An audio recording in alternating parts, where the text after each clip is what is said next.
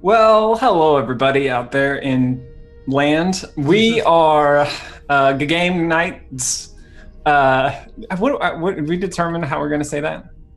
I Is thought it- we were just saying game nights, but I I definitely I sort of like how you're doing it. Yeah, Game Nights. definitely good game nights. Yeah. We're GGameKnights. We have moved to this brand new channel, but a lot of familiar faces if you've followed us from our previous channel. We are picking up tonight the story of Wildspace. Does anyone want to recap what happened last time? Does anyone know? I mean, I could, but if someone else wants to give it a shot. No, you're so good at it. Okay. Okay, so, All right, you get inspiration, Alex. yay. Yeah. So, we started mid-combat last time. I don't know what accent this is trying to be. I tried to do the southern accent, but it didn't quite make it, so I'm just going to use my normal voice. Started mid-combat. A big old ogre with a minigun popped up on top of the ship. Immediately proceeded to knock half the party down. There was some scrambling to get healing taken care of. But after a roller coaster of a ride, we managed to wipe out the rest of the gridwalkers. None of us died for reals, although there were some injuries taken. About half the party has a limp of some kind now. Then, as we were looting the ship, Gwen and Rosh found some captive creatures of some kind, including an insectoid-like thing that called itself Help, which is now part of the Arcturus and is helping maintain the ship, and that's great. We all leveled up to level 4. We took the Gridwalker power suits to Euryale and got a big chunk of change for that. Then we headed over to the Jin Jins to look into this mysterious creature that has been killing off the eyes of the Domino. There we talked to someone who was there when it attacked its latest victim. It was not a very pleasant way to go. It was a very gruesome death, but based on that account and the clues that Gwen and Crystalline were able to pick up from the actual alleyway scene, we now know what the creature is. I don't remember what it's actually called, but its colloquial name is a Deathwind. And now we are trying to figure out if we have a plan better than just dangling Seema out as bait for it. Excellent. Is there anything that anyone has to add to that? Okay.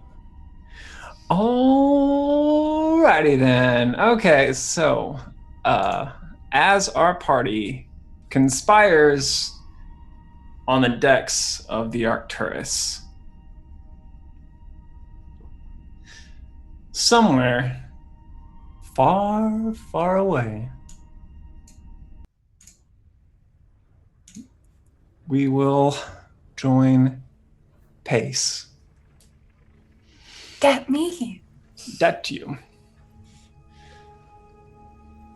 In the afterlife. Okay. So it's been, as always, time is difficult to tell, but it has been some sort of time since you first met up with Constance, your great grandmother. And this can be more of a conversation between you and me as far as like what kind of things that you might talk about. I think I was in my head to like kind of walk you around the ancestral halls and just kind of show you some stuff. Works for me. Okay. All right. So you walk along these lengthy, winding tunnels, seeing more and more pictograms etched into the walls and ceilings and on the floor that all kind of weave together in this geometric pattern almost, but despite that, there's a bit of a flow to it as it kind of follows the natural curves of the veins of the mountain itself.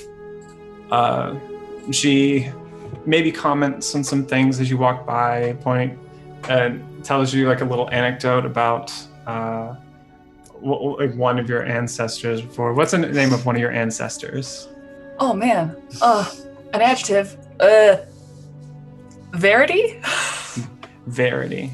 Yeah. So Constance tells a story about Verity that if my SAT score is correct, is it like Veritas or like? Yeah, like okay, honest. All right, just making sure. Okay. I'm like, okay. She's like, it's like, he's like, she was not always called that. She used to sneak in to the larder every now and then. She was quite fond of these little sweet treats that we used to make. And when one time we caught her out back, crumbs all across her face and blouse. And when we asked her what became of them, she said a dinosaur ate them. And while that does happen from time to time, it wasn't true this time. But she also comments on says, "You look very much like your mother. Has anyone ever told you that?" Well, no, not really.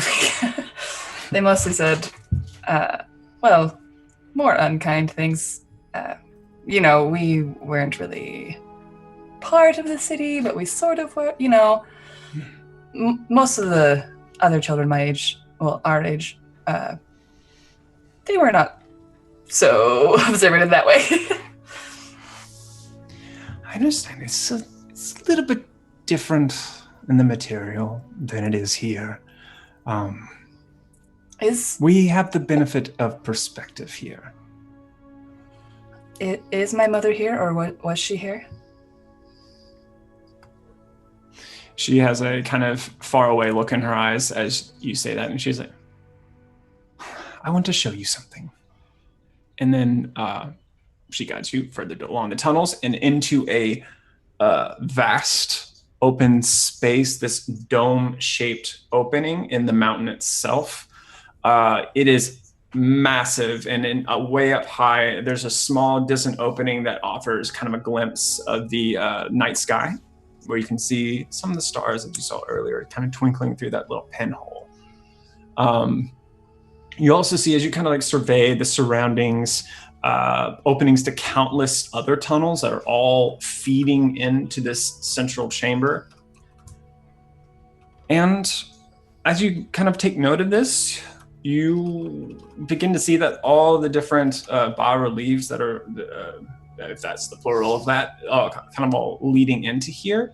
The one that kind of chronicles your own family feeds in this temple, as the other tunnels, they feed into it, and almost like a whirlpool, they all kind of start following each other and circling around this massive area towards in the center of this building, where there is a large crystal pool with waters that are impossibly still. Looks like glass at first. And as you kind of walk through this place that is, it feels like a temple. It's not, I don't know if that's your people build those things. It seems like they might not necessarily. But it feels like that. You feel that sense of reverence as you walk into there. And you're struck with this feeling of holiness. But there's something, a part of it that feels wrong to you. And Constance starts talking as she's kind of walking you towards the center, towards the pool, where there's there's kind of at the edge of the pool, there's this large outcropping that kind of raises up and over the waters itself. And she's kind of guiding you over to that area. And she, after being quiet for a while, starts talking. He's like, when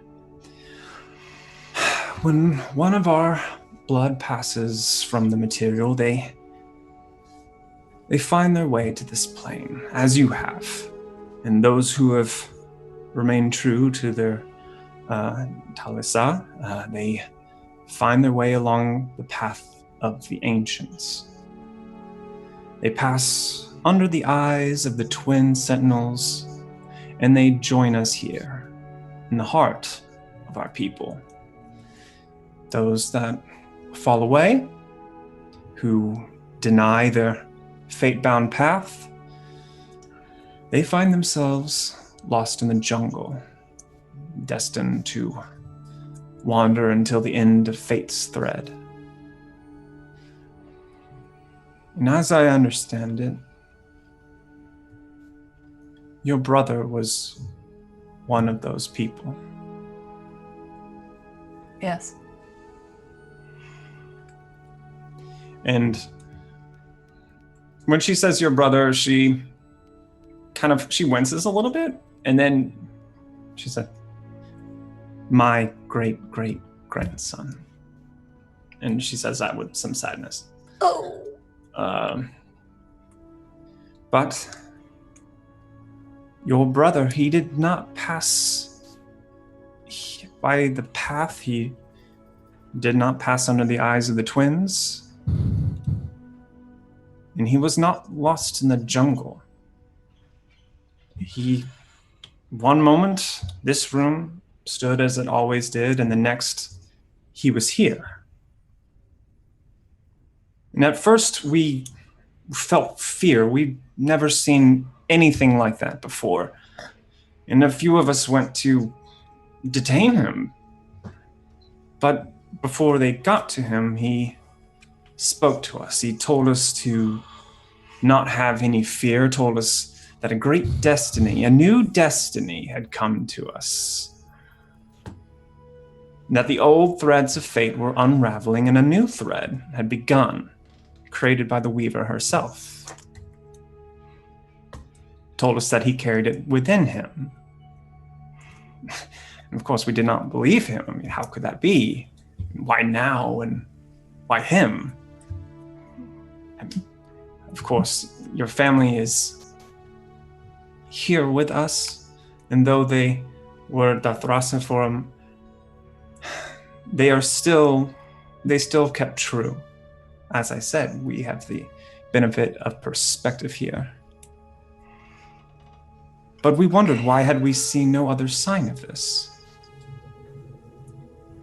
But then he stepped right here.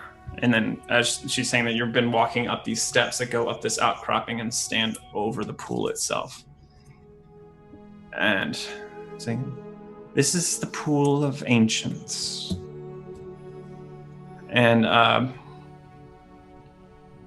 roll me a perception check. Okay. 18 total. Okay. So you step out across this, it's essentially this rock outcropping that has also been carefully carved and ornately so.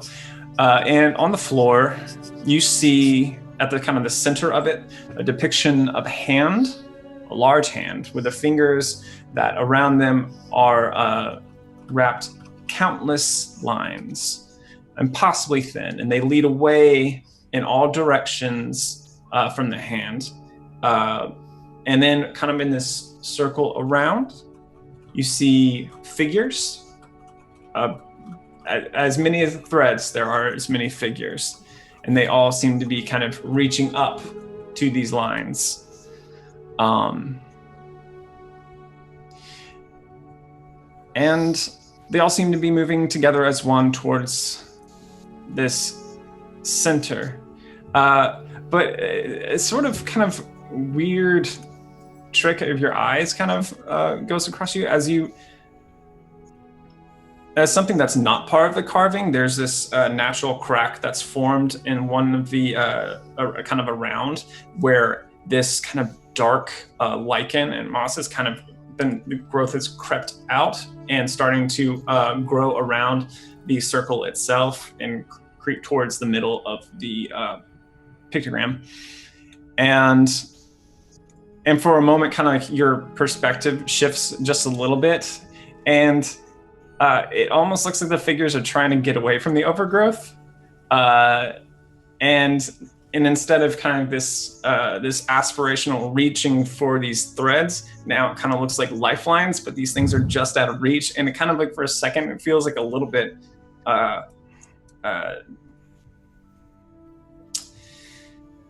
feels a little bit like horror to you just for a moment. Like these people are being denied. And maybe you scuff some of your boot and you see underneath the growth, it's just more like carvings that are more ornate. So you kind of like push that out of your mind as Constance goes on. She's like, he stood right here and he spread his hands and there was a great noise and a bright light filled the entire room. We were all dazzled by the brilliance of it. Many cried out in wonder and amazement and fear. And when sight finally again returned to us, we saw a door of light right here at this walkway. It was glittering like the stars themselves. And as it opened, a melody began to fill the room. It was as a chorus of 1,000 voices beginning to sing at once. It was beautiful. And he beckoned to us. He told us to walk through, that the work of this world was done, but a new work lay beyond. And I don't know if it was the music or the sights or what it was, but maybe we wanted it to be. But one by one, we walked through the door. I stayed behind, for I am Constance. And who else would greet the children behind us as they passed through the well, if not I? But I was so jealous. Jealous of this new calling. But when the last had stepped through and the music stopped, this darkness swept over the gateway. The heavens disappeared above, behind a dark shroud. Clouds of shadow and black flame wrapped themselves around the door itself, smothering out the light, and the voices all at once stopped. And I felt an evil that I've never felt before. Certainly not here. And in my shame, I hid. What could I do now? And it was then I heard him speak in the old tongue that it was done, and that he should be given what he was promised. And a voice, a terrible voice, answered.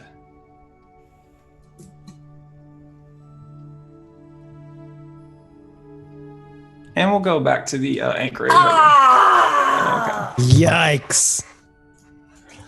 Okay. That's fine. It's fine. Everything's fine. That's a cliffhanger. Okay.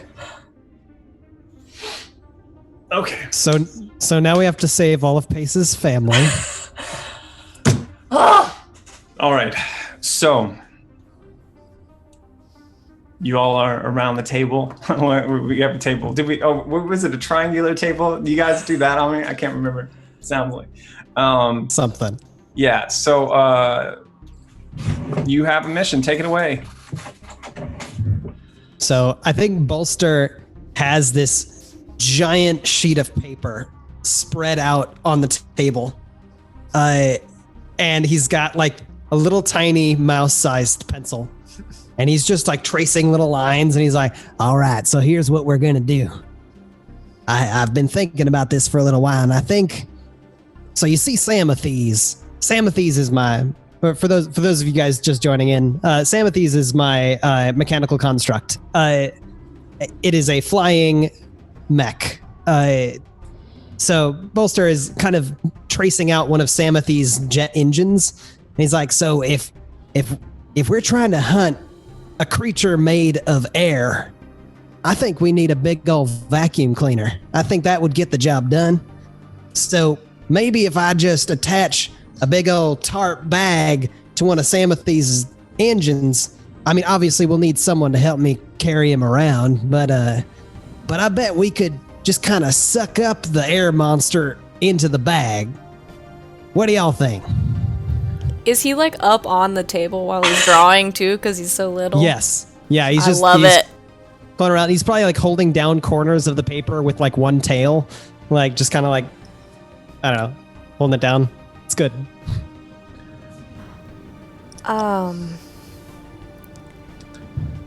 It's unconventional. I like it. I like it a lot. Are we trying to think catch it or kill it?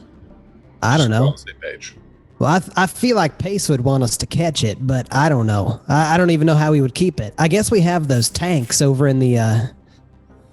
Don't we have like a couple tanks that we took from that Gridwalker ship? We have take them. We have or- one. We have the one that still has jelly in it. Oh, our jelly buddy. Yeah, we never said hello. We have to deal with that too. I like this plan. It's very reminiscent of something for me. I don't quite know what. My question about this plan is, what do we do with it once we've caught it? We set it on fire. It's air, so But Fire oxygen burns air. burns. So. Anyway, do but I know whether or not Kailatari are pure oxygen? No, they are air elementals. All right. Which is, it's not oxygen. It's not. It's a Pure living methane. being made of alliance pure methane. So actually, roll me a history. Let's see if we. Let me actually answer that question with real information, if you can get it. All right. Is this a thing I get advantage on? Yes. Great. Just gonna keep asking that question until you say no. Blup, blup, blup, blup, blup. Roll advantage. 21. Yep. All right. You know that Deathwind, they are susceptible. Wow. To damage from flames, fire, magic, other things. They're not particularly vulnerable to it, but they do. That you've heard of sisters in the past using flaming blades or perhaps some spells that have reported like worked all right. I do. But it wasn't particularly effective, I guess, is what you're trying to communicate in this particular context. I do recall a sister or two. You would really like them, Rosh. This one in particular, Margaret, uses flaming swords. They call her Margaret of the Flaming Blade. It's like sort of a whole thing. Marge sounds like a sweetheart. Not the word I'd use, but effective. I don't know if you can set them on fire, but I imagine it would hurt quite a bit. So how big would you say these things are? I need to know how much tarp I need to buy. Well, bigger than you. Well, that's a given. Well, pardon me for asking, but do we have any idea what might happen if we just launch it into space? Well, there is no air. I imagine what happens to most things when you launch them into space. Let's just do that after we catch it. I guess my real question is like what we're planning on doing with the thing once we've caught it. Kill it? Because I'm saying kill it. I just want to make sure we're all on the same page because That's fine. It's not something I think necessarily can be reasoned with or turned from its purpose because its whole thing is that it's imprisoned until it carries out its task and then it's freed. But well, for my preference, I like to kill things that want to kill me, personally. I hard agree. Is there no way to return it to the plane of air? It's not my area of expertise. That's Not your area. I mean, from my standpoint, we're just filling a giant whoopee cushion. I mean, we could play a prank on someone with it, but I don't know who we would do it to. I'm gonna hard pass on that. I think we should definitely not do that. If it's hurting It's a people- murdering wind, not just a wind. I'm fine with fighting this thing if since it's hurting people, but if there was another way to send it back to where it came from, I think that. So we put it in a bag and then we stab it, or burn it, or something. burn it's good. If you really want to try to send it back, that's a more magical question than I know how to answer, but Well, if fire works, then I mean it'll be good to find something that fire works against. Because honestly, everything so far just hasn't caught fire like I really wanted it to. So that never mind. This is all fine and dandy, but do we have a plan to actually track down this thing? I know we've joked about using Seema here as bait, but this isn't my area of expertise, so I got no clue how we would go about finding a thing that doesn't leave tracks. Well, no, actually, Vincent, using Seema as bait is probably the best plan we have. It's my least favorite plan. So, Gwendolyn, do we have any idea how it tracks at all? Like, is it a visual thing? Is it like a smelling thing? Is it like a I sense you thing? Well, most things from the elemental plane are pretty powerful. I don't imagine that a tornado relies on eyes or a sense of smell so much as it does other senses. And in addition, I know the Kailatari are usually bound as assassins. Pretty magical things. Probably have magical ways of tracking things they're bound to kill. I'm gonna roll forward your roll from earlier, and you know that they are quite good at tracking things down, and it is scarily so, and it doesn't seem to be based on any physical sense. Excellent. Yeah, Love they don't have to see you or smell you or Good. anything like that. It's a connection that most of us in my line of work wish we could have, to be honest. Great. Well, when we catch it, you can take it out of its body after I kill it. Do we have any drink on this ship? Like, hard stuff? So I think we have I got some left. degreaser you can have. I'll, you know what? Do you have any, like, just straight alcohol to, like, clean the outside of the ship? I'd like it. Yeah, I think I got a bottle of that somewhere over here, and I think I'd just walk over and crack some open for you. And I will say, Simmer, as an Eye of the Domino, it wouldn't be too hard to use you as bait, considering the Kailatari probably already is tracking you and knows where you are. Yeah. So What if it's here? Come on. I'm right here. it's my actually a question strong on that, possibility. though, is how many eyes of the domino are there, and what are the odds coming after you next, or is it going to work through all the others before getting to you? How do we make it come after you so it doesn't kill any other eyes in this process. So the other one that the dwarf fellow was meeting with when he died seemed to be in the process of doing a meeting. Do we know if any of the other eyes died at that same sort of time, meeting with a potential client? And if so, can we set up a meeting of you and another client and try and draw it out that way? Well, I met you all, didn't I? Nothing happened. True. I wonder if it was less the fact that he was meeting someone and more the fact that he was in a seedy area of town where there were alleyways and relatively easy to kill with no one else seeing it happen. Well, I mean, it also could have been that's his location, that eye, so... His hunting ground. Yeah. I mean, I have places where I hang out, and I usually meet people. Wasn't expecting to see all at Euryale's, so I don't know.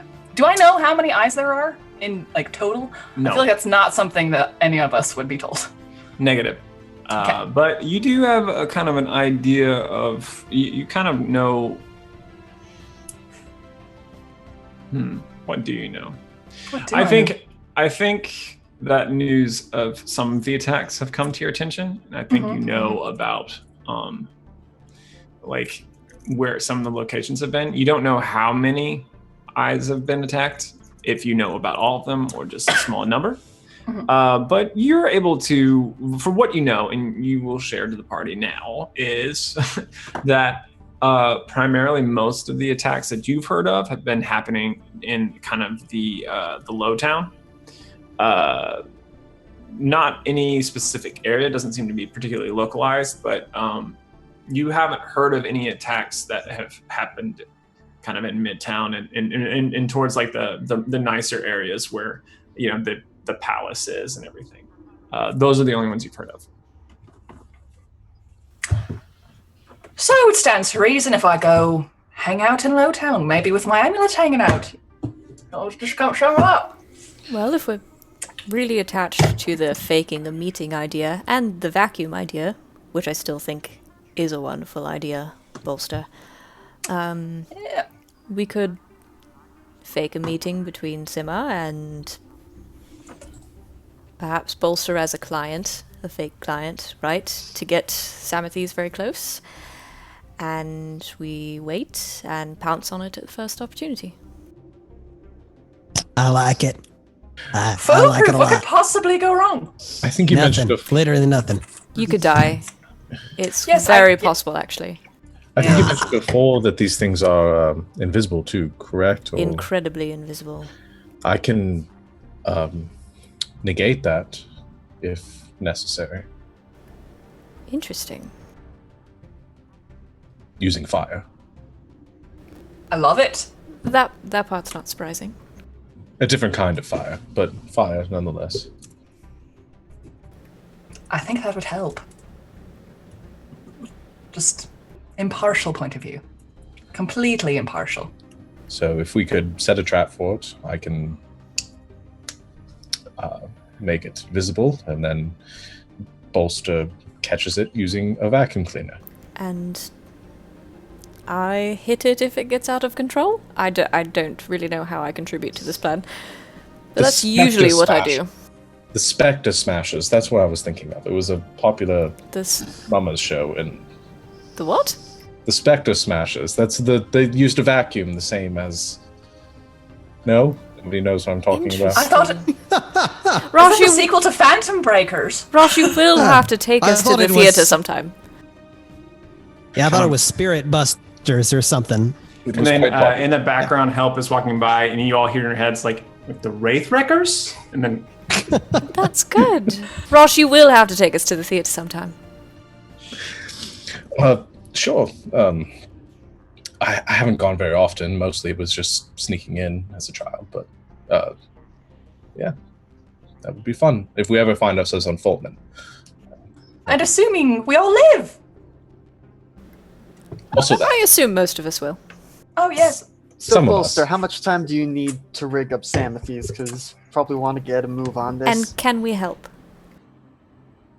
Yeah, I could definitely use some help. I'll need to kind of look at my plans to figure out how much time it's going to take Yeah. How about you roll me Arcana? We'll get to see if you can get a estimate. I just rolled a 19. Okay. So, and just quickly outline what you're trying to do. You're going to use Samathes, the engines on Samathes. I am literally just removing an engine from Samathes and leaving him in the cargo hold of the spaceship. I am just taking the engine, I'm placing on the output end of the jet engine a large tarpaulin bag. And it's super legit. It is so legit. Okay. All right. So you think you can get it done and tested by the nightfall. Whether you actually accomplish that will depend on your rolls, but that's what you think. Best case, yeah, you can get done before nightfall. All right. I think I can get this done by nightfall, but I'm going to need a little help carrying. These are heavy parts. And I don't think I have a crane on the ship currently. Also, just so everyone's picturing this correctly, Samathes already had a limp, so one working engine. You removed the working one, so Samathes is literally just like junk on a ship right now. Yeah, it's just like laying on the floor. Oh, poor buddy. Poor guy. Actually, okay. Does Samathes have like likes and dislikes? Like, or is he perfectly comfortable just being like, Man, he is just a mech. He's not like a sentient thing, really. Okay. So. Okay. I think maybe Help walks by and kind of like uprights him and leans him against the wall. Help is strangely strong for his size and picking things and moving things around. Okay, cool. Okay. Sorry, didn't mean to interrupt. Go on. All right. So I think Bolster is pretty much taken care of for the rest of the day. So I'll let you guys go ahead and decide what else you want to do. And Gwen, you'll probably be spending a little time helping me out. I just tell Bolster that I'm not great at technology, but I just spend the afternoon like just holding things and like where he needs them to be held and like placing things and holding bits up and stuff like that. I love it. And Vincent Hold can the flashlight. assist with some of the finer work, but yeah, he is garbage at lifting heavy things. I'm working for y'all's wine cellar, so I'm booked for the day. Let me know when you want me to go be a bit of a worm on a hook. I'll be in the kitchen. Do you recall how long you were poisoned? It was 4 hours. Oh, can I? Oh, have we this whole time? I don't think. No, I think had you're a long probably rest feeling. since Oh, then. you've had a. Oh yeah. Oh, yeah. Right. Okay, just making sure. All right. Good. Okay. But now you're just repoisoning yourself with the alcohol. Yep. All right. It's fine. Cool.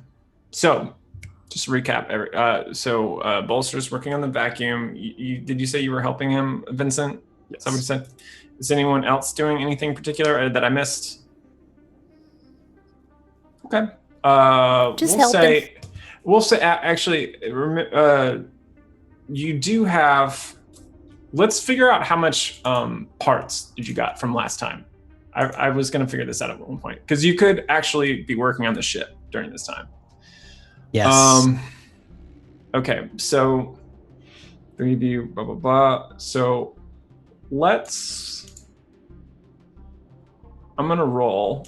No, I'm gonna have you roll. I'm just trying to figure out what you should roll.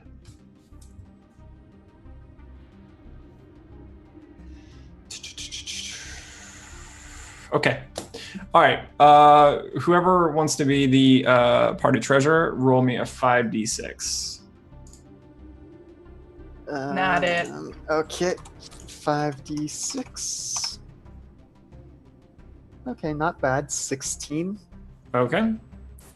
Let me figure this out. So many mathematicals. So yeah, you get from that the parts that you're able to procure. You find 320 gold worth of parts that will reduce your overall repair cost. So, which should bring that down to what, 1280? So that's enough to repair the ship. Given the We have party enough to funds, repair yeah. the ship, yeah. Okay. So you can get that. You can start finding the parts. I'm gonna say that part that cost that I quoted you, that's just for the parts themselves. It's not for installation. So I'm assuming you all are going to be the ones actually fixing up your ship. So you all spend the day kind of going out and trying to hunt for those parts. Maybe we can do some rolls and see if you guys get any good deals on those parts, maybe saving your money, or see if anyone gouges you. So you can pay for it at cost. I'll say you can pay for it at cost and just be done. But if you want to like risk getting some stuff down, if it's charisma based, I'll definitely take that risk. Okay. All right. Too. I do have 20 charisma now, so, and I'm silver tongued, so if I can figure out a way to lie about it. Well, You're a liar too. High five. no, okay. All right. So are you helping? Are you helping Bolster, Yeah, that's or are you gonna like go out and try to get some deals? If he wants to go get deals, I can help Bolster since I've got proficiency in some of the same stuff. So Okay. that probably I makes thought Gwen more was sense. staying back and helping Bolster. Probably everyone, or probably everyone but Vincent at this point. Sounds like. Gotcha. I ain't helping. Some of you helping just keep everyone chill. Yeah. I'm mostly just like holding the heavy. I don't really know what he's doing. I'm just whatever he tells me to like hold or move. I'm just doing that. Gotcha. Cool. If you want to be free, you do have this strong little bugger walking around who could like hold things pretty well. If you want to be free, it's up to you. No, I'll help. Okay, perfect.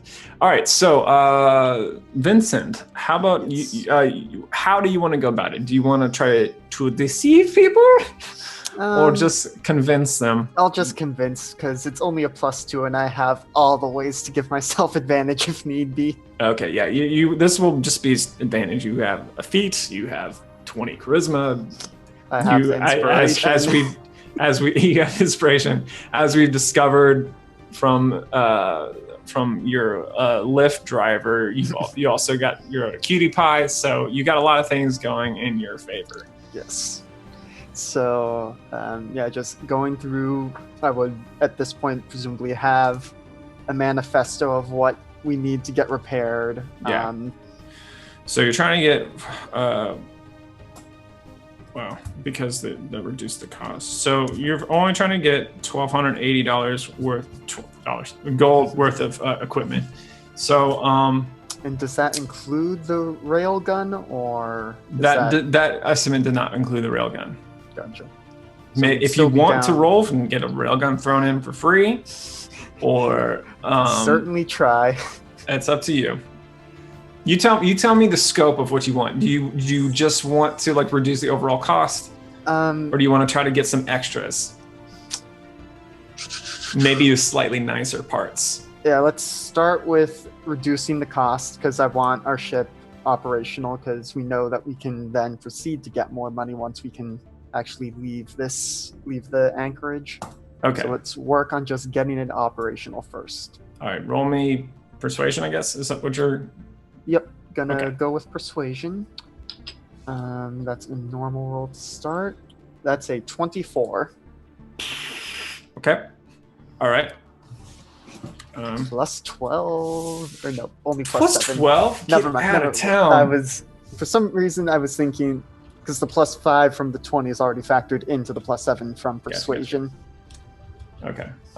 Cool. So yeah, I'll figure out how much you reduce the cost by. But that's gonna take me a second. So we can move to a different scene for the time being.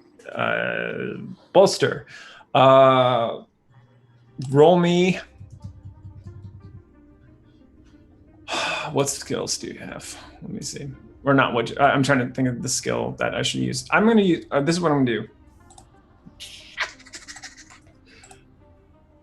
Intimidation. I glare at Samathes and the engine falls off. I don't know. All right, we're gonna do. Do you have Tinker's tools? I do. All right. Do you have proficiency in them too? I do. Okay. Actually, it's like double proficiency. Okay. Oh, no, I'm just kidding. Okay, cool. So yeah, we'll do that. And since Gwen is helping you, you may have advantage.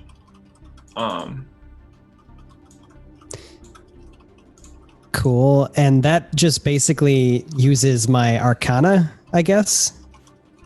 Say what? No. It uses in this case, let's see, Tinker's tools. I'm gonna say your Dex mod. No, sorry, no, opposite of that. Intelligence mod with your Tinker's tools. Yeah. So if you have double proficiency at this level, that's 6 plus your intelligence, and then a d20. That is 18. Okay. Oh, that's not advantaged yet. So do that same thing again. Right.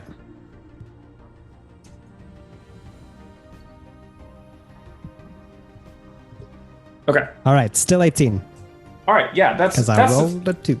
All right. That's sufficient to achieve the kind of timetable that you already set up for yourself. So you're not able to like find any corners to cut. You successfully build a vacuum cleaner over the next like 6-7 hours. Gosh. All right. Yeah. And this whole time, by the way, Christom, who is not present tonight, will also be kind of like working around the ship as like Vincent comes back with parts and starts like installing them and working on them. Vincent, you're able to get the cost down to oh my gosh, to 960 for all the parts. All right, so I need a calculator. I will take that out of the party funds then. What's your party fund at the moment? I'll do it real quick. 1450 minus 960. I got it. It's 490. Okay, so I will update the party thingamabobber. 490 gold, and now yeah, I'm just updating the thing and talking to myself. Cool. So all right, so Bolster, how this vacuum cleaner is going to work, if you try to operate it, I'm going to say like to get the amount of suction that you need, you have at most 3 charges to try this. And if you get to that point, you burn out the engine. If you do all the way to 3. And then basically it's probably gonna, we'll get there when we get there, but it's probably gonna operate like a grapple with, sure. We'll figure out. I think what I'll probably do is instead of having your athletics first there, whatever, I'll use your, the roll you made earlier, not the roll you made, or the same type of roll, the Tinker's tools plus your intelligence. Okay, I could do that. So we'll roll that again, and then you try to. It'll be contested roll, basically your contraption versus their physicality. Okay. Sure. All right. So cool. So we're gonna scoot ahead to just before nightfall, as kind of Bolster scoots along with the help of Gwen and builds this contraption. Vincent has come back with a bunch of parts and like this kind of caravan. Everything gets kind of dropped off, and everyone is kind of contributing, bringing the parts on the ship. And panels are being removed as parts go in, and busted parts come out. So with a working vacuum cleaner, what do you do now? Are we ready to go? I am if you are. The vacuum's ready. Let's go hoover it up. Say what? Said let's go hoover it up. What is Hoover? It was a joke. It was a joke. All right. Spectre Smashers. All right. So, you all, where do you go? Well, I imagine To the bar where the pig- Lowtown. Yeah, somewhere in Lowtown. Where? Where do you want to go? I think that's Simma's territory. I think I will take them to the tavern that I frequent as just yeah, a traditional bard.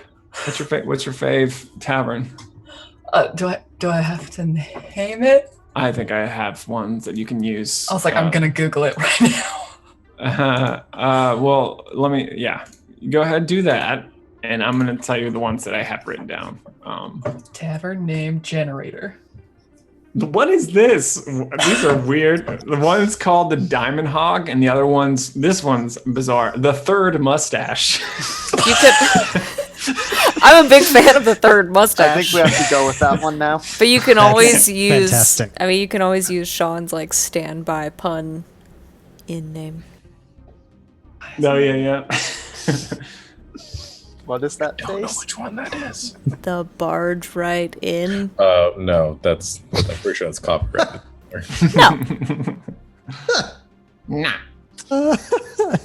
So yeah, we'll say you have your choice of those two, and you can go back to Jin's, but that doesn't seem like your place. So you can go to either the Diamond Hog or the Third Mustache.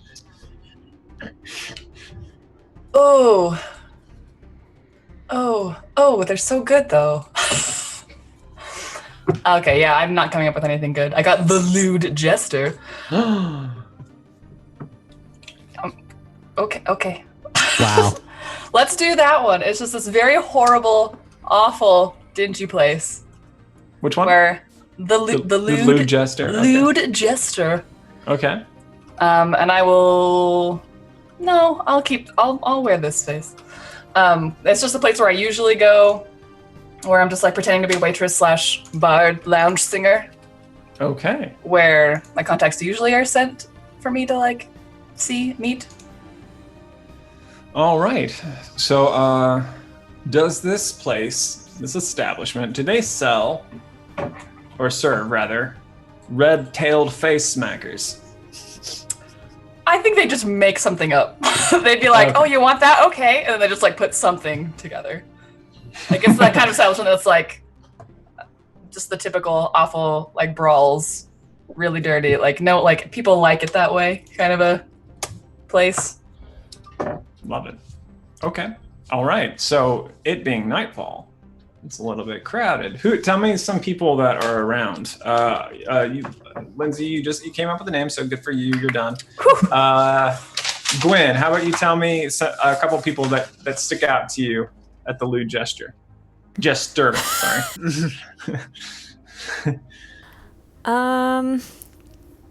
Oh gosh. I'm thinking of people I would see in bars. I don't go to bars that much. I think You have the entire universe at your disposal. You Maybe- can be like, there's a person made of Matchbox cars. well, that was way better than what I was gonna say. No, let's give them. Yeah, let's go with the car theme. I think there's this one person that's like sitting, maybe kind of at a table off to themselves. Not like super lonely, just like kind of like enjoying some time to themselves. That look totally human, maybe half elf, from where they're sitting. But when they go to get up from the table, they just like roll right around, and they have little like, you know, like the like on the big like machinery, like the big like tractor wheels, like that. Yeah, that's what that's like. Yeah. All right. Yeah. So we got Like a cyborg. We got a self-confident half-elf cyborg. All right. That's what I would want to be. Perfect. Vincent, can I get a patron? Yep. there's actually a duo going on at one table. There's both apparently women, gnome and half-orc, who are arm wrestling, and the gnome is giving the half-orc a run for her money. Ooh, snap. Okay. We'll call him the beefy duo. It's not great. Anyway, so Rachel, can I get a patron? Well, maybe not exactly a patron, but I was thinking that every bar needs entertainment, or Sure does. Yeah, Sure so maybe does. maybe a musical number, but not like a big ensemble, something for like a weeknight. So just like a single guitarist in the corner, but like really like cowboy, wearing like a and just playing. That guy. Is this like a wizened road dog, or is this like it's like somebody who's like just going to college here and it's super stoked to show off his his Jack Johnson covers? Here's Wonderwall. No, like very like this just crotchety old man with like big gray beard and stuff like that, and is playing, just like ripping on a guitar, playing some. Okay. How good is he? Is he good? I think he's pretty good. Okay. May not be everyone's style, but Simba hates him. It's okay. I love it. I'm super into it. As you walk in the door, like he spits on the floor, and this like spittoon, it's like, and it makes an audible ping. All right, and lastly, can I get one from you, Bolster? Who's somebody that you see here? Yeah, there's there are these twins. They're conjoined by the hair. They're super tall and skinny. Really long necks. Their skin is kind of a yellowy color, and they are playing some kind of weird cup gambling game. Where each of them has like a cup in one of their hands, and like they've got like 4 hands down on the table with cups, and they're just shuffling them all over the place. Yeah. I was still on the music thing. I was still on the music thing, and I thought he was gonna say the cup song. Yes, I'm switching it. They're playing the cup song. Okay. Vincent immediately takes a strong disliking to them. No, he doesn't. I love the cup song. I just have bad experiences with it in camp. That one time at band camp. I'll put it in Discord. All right. So you are here. What's next? What's next on the agenda? You want to find a table, or you want to like try to like what's the plan? You're guiding me through this. What is the plan? Well, I think we don't want to act like we're all together. Yeah, maybe a couple of us at each table. I would have given because I still have the marker necklace. I would have given that to Travis or to Bolster. Probably have Bolster and Samathes be at their own table. Some combination of Gwen, Rush, and Vincent elsewhere, and then I imagine Seema would be coming in and finding Bolster and being like, hey, let's do a thing. Bolster looking very conspicuous and like he's here to probably spend money on some illicit deal. Wait, so who has the jet engine? Is Bolster carrying around a jet engine with him? Yes. I think he is. He's like wheeling it on like a little red wagon? Like a cart. Yeah, like a little, like, yeah. I do. Like a little wagon that he pulls behind him. I do. Yeah. I think you look like very conspicuous and like a tech guy that's like, yeah, I'm here to make an illicit deal about some technology. Yeah. No. Like the Hobbit showing up at the Bannered Mare. Yeah. Now recall, we do have a half tractor in here. So like Tractor Man. As far as Tractor Man, there's like who John Deere is here, and he doesn't seem to like make like Bolster walking in this thing. Some people might say like maybe it's his girlfriend or something like that. Like they don't know. Like people don't ask too many questions here. So it's like somewhat. I think it's more of a nuisance to people around him, like who are like just annoyed that he's taking up space, less than like being conspicuous of like that's odd. But if they're annoyed by him, they're noticing he's there. They are noticing he's there. but they're not suspicious of him for being there. I guess is what I'm trying to say. That's enough. I Rosh. think that's enough. Yeah. That chat. Sorry, Rosh just put in the chat, the forbidden love, mouse and wagon. I feel like I just had to share with the rest of the stream that just happened. Yeah, I think Bolster kind of wheels his little red wagon in with a jet engine on it. He kind of bumps into a few people accidentally. He's like, "Oh, I'm sorry," and Where's the kind of tarp? sidles up to the tarp is kind of wrapped up. It's sort of parachute-ish in its foldedness, Sure. if that makes sense. Okay. That way, when the jet engine turns on, it just like expands. So you've got an engine with a bag on it, basically, Yeah. and it's like, yeah. Yeah. Maybe they thought you kidnapped that poor engine. I don't know. Okay, yeah. Anyway, sorry, didn't want. Move along. Okay. I think Bolster just orders a drink at the bar and says, "Yeah, I'm looking for someone," and leaves it at that. Good. Okay, and the bartender, who is, who have I not used in a while? Who have I not used? Is a bugbear, which is probably really good because they have like real tall ceilings with shelves that go all the way up, and it's like long arms picking up like the things, and like he gives you like a glass and like sets it down in front of you. He's like, and starts pouring this kind of brackish liquid into it and slides it slowly in front of you. And like, Thanks, buddy. Just kind of ignores your question of looking for somebody because he kind of like eyes your cart and is like, and then just kind of like puts up a 2 and like taps the counter expecting some monies. Would I know that means 2 of a specific currency? Probably not, but no. I mean, sorry, probably so. 2 gold would be outrageous for this, so Yeah. it's just like 2 silver. Okay, cool. Okay, so And I now that pay I him. remember what the plan is, Sima, actually, I do, before we go, well, I guess I'll just go in the back door, and then I'll just kind of assume my visage of who I usually am in this place. Mm-hmm. Just a female dwarf with very frizzy red hair.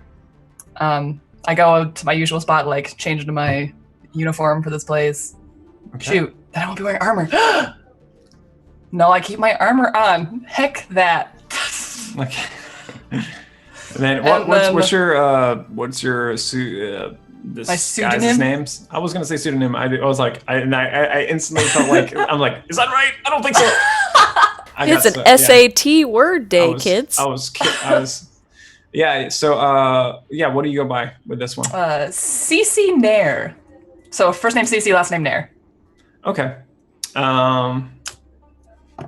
The old grizzled man playing the guitar on the stage sees you come out and is like, "Well, I'll be CC Nair. What do y'all Are get you up talking for me? He's like, why are you wearing that old get up there? Well, Aram, I thought I'd come and see if you learned any songs. It doesn't look like you have. Well, there ain't no point in improving on the classics. These songs have been done, written, ain't no doing been better. Yeah, not by you.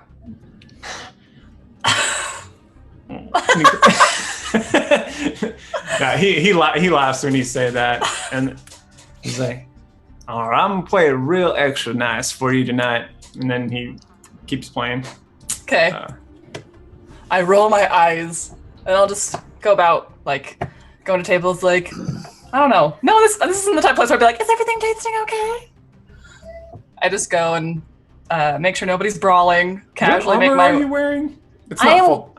It's Is it- it's studded leather. Studded leather. Okay. It's, So it's very like, stylish. so basically, you're just like wearing like a punk jacket, like for today, just kind of going through a little phase here. Yes, Gwen.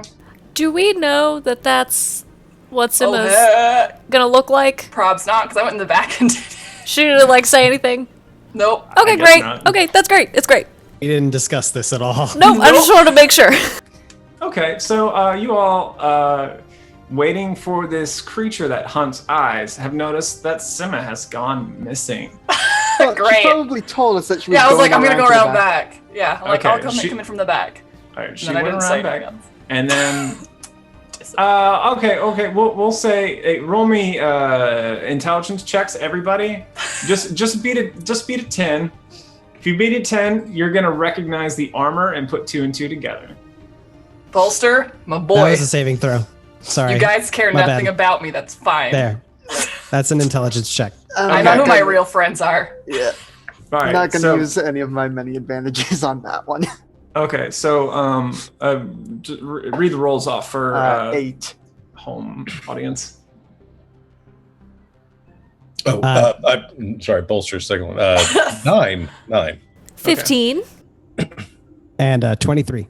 Okay, so Vincent and Rachel are unaware or don't make the connection. They're like, where the fetch? Yeah, as CC returns.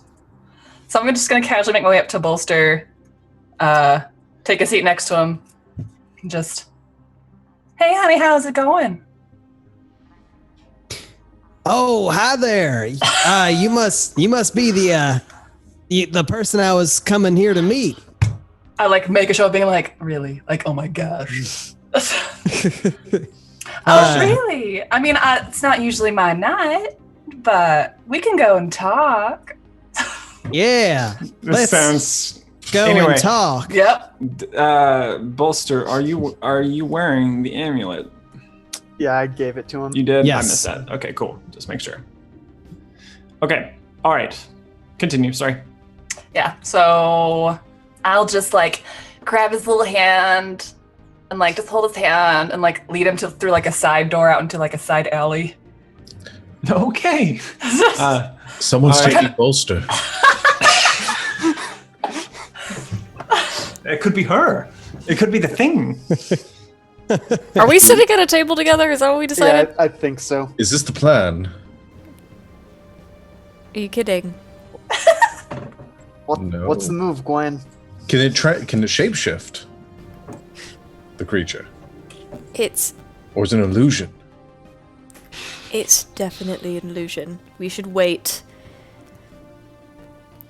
an acceptable amount of time and perhaps one by one follow them out. Do not.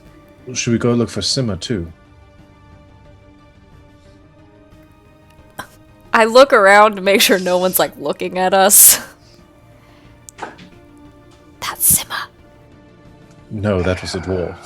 That looks nothing like her. Do you all not remember like 2 days ago when we knew that Sima could change her appearance? But Yeah, she didn't look like that either. Can you do magic? It's not really magic. It's an invocation of a higher calling. All right. Just trust me. You trust me? Yes, I suppose so. That's Sima. Fine, whatever you say. I hope she's not out there being strangled by a gas monster. No, we should definitely follow after an appropriate amount of time and probably one by one. Yeah, speaking of, I will go ahead and follow, because since I got the first-hand account from the dwarf of what this does, I don't want to leave too much time. So I will Okay. get up, I will Alright. recuse myself from the table and wander outside and try and figure out which back alley they've wandered off to. All right. So we shall go to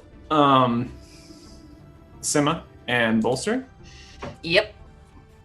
You go into this back alley, and out there is there's a large trash receptacle, rectangular, like a galactic dumpster, which they call it a dumpster.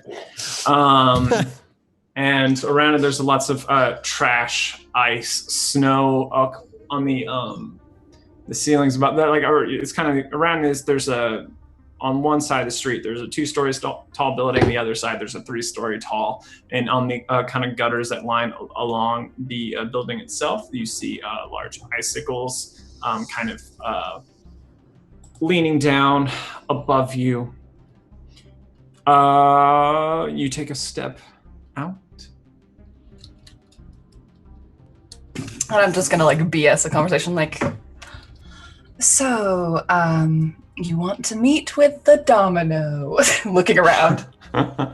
Yeah, I got a lot of questions for the domino. This is amazing. How does your pizza compare to Pizza Hut's? All right, so And I'm just gonna, going on a suspicion, I'm gonna just pull out my chalk okay. and just like, Chalk. just casually just put it flat, just kind of like rub it on the wall, like not do the symbol or anything, just like Sure, totally sure. doing the thing, doing the thing. All right, roll me perception checks. Excellent. Snap. Happening. That's a 12. Okay. All right. So, as you are all, or the two of you are talking, Vincent, right as you open the door into the alley, you see before you Bolster and Sima. Well, the person that you think. Do you know that's Sima yet? Yeah, I would have heard. I guess at this conversation. point you can put together. They're just talking to each other in the alley. As you kind of realize that it's Sima,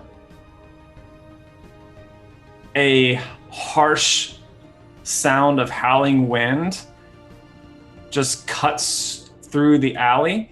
Right next to Sima, the snow around her gets kicked up in a kind of powder, gets flung everywhere. Sima, you get lifted off the ground. Your feet leave the ground itself. Can I firebolt it? No, not yet. Oh, actually, roll me. No. You can't. Not yet. Once this resolves, then yes. But yeah, that can be your first thing. So, Sima, roll me a strength check at disadvantage. Oh, good, because I am so strong. You guys, so strong. That's the same roll both times. That's a total of 7.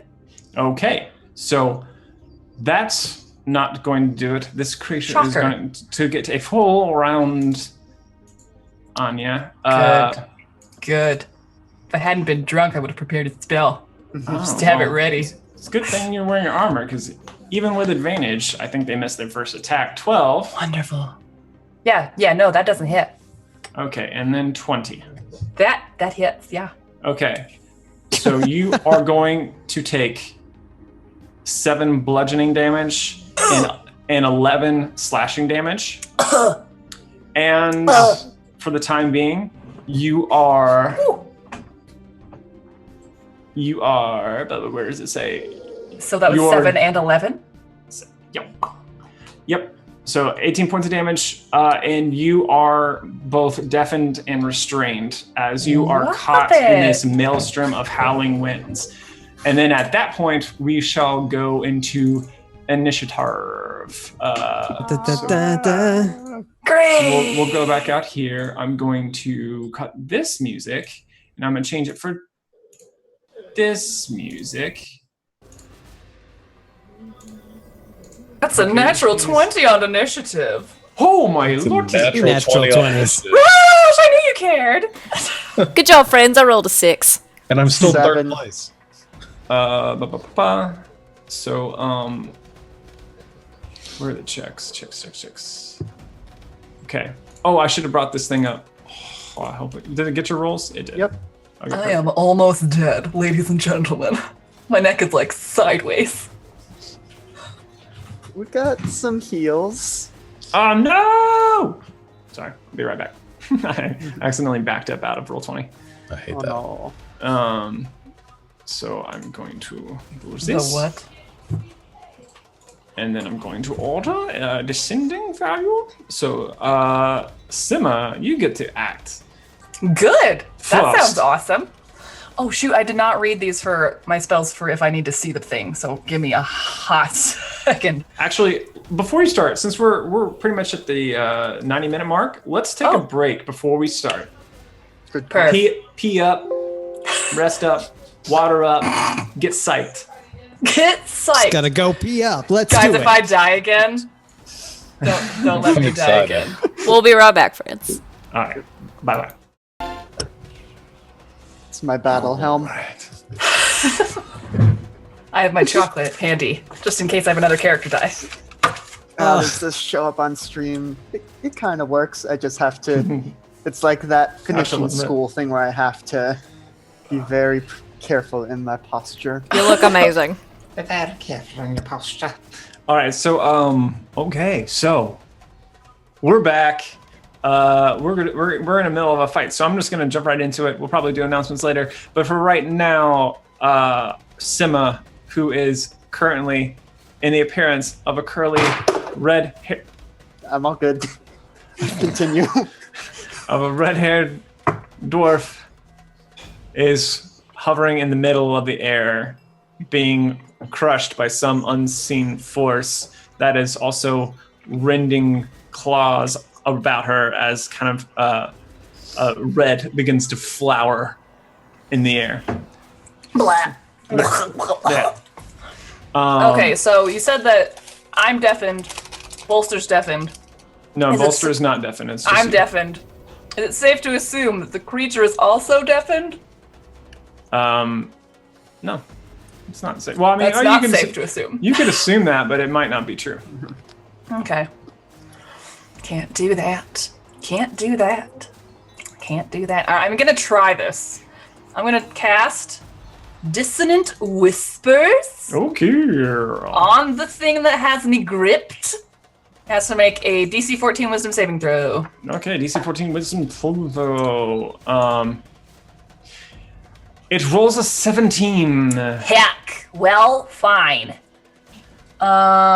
If it's successful, it takes half as much damage. Well, it takes some damage at least. Okay. Well, how much? So, I don't. How do I? Where's? Do I just click click that? the saving throw failure thing. Click. Click. Sweet. So it takes half of 15. Whoa. I was really hoping. For a first level spell? That's awesome. I rolled almost max damage. Dadgum. All right. I'm really upset. So darn. So I almost made it move away from me, but it succeeded. So that's So 8 psychic damage. Yas. Awesome. Get Amazing. out of my life. Okay. And then bonus action. What can I even do? Probably nothing. Probably nothing. Kind of screams resound in your head as you are. Yeah. In addition to the howling winds, there is now like screaming in your head. Inspire someone to save you. Yeah. Oh crap! I don't have any of my things open. Oh gosh! I'm just gonna scream like a helpless damsel in distress and hope that bardically inspires Bolster. Okay. Sorry, I clicked it twice. I love that so much. Okay. Which will bring us to Bolster.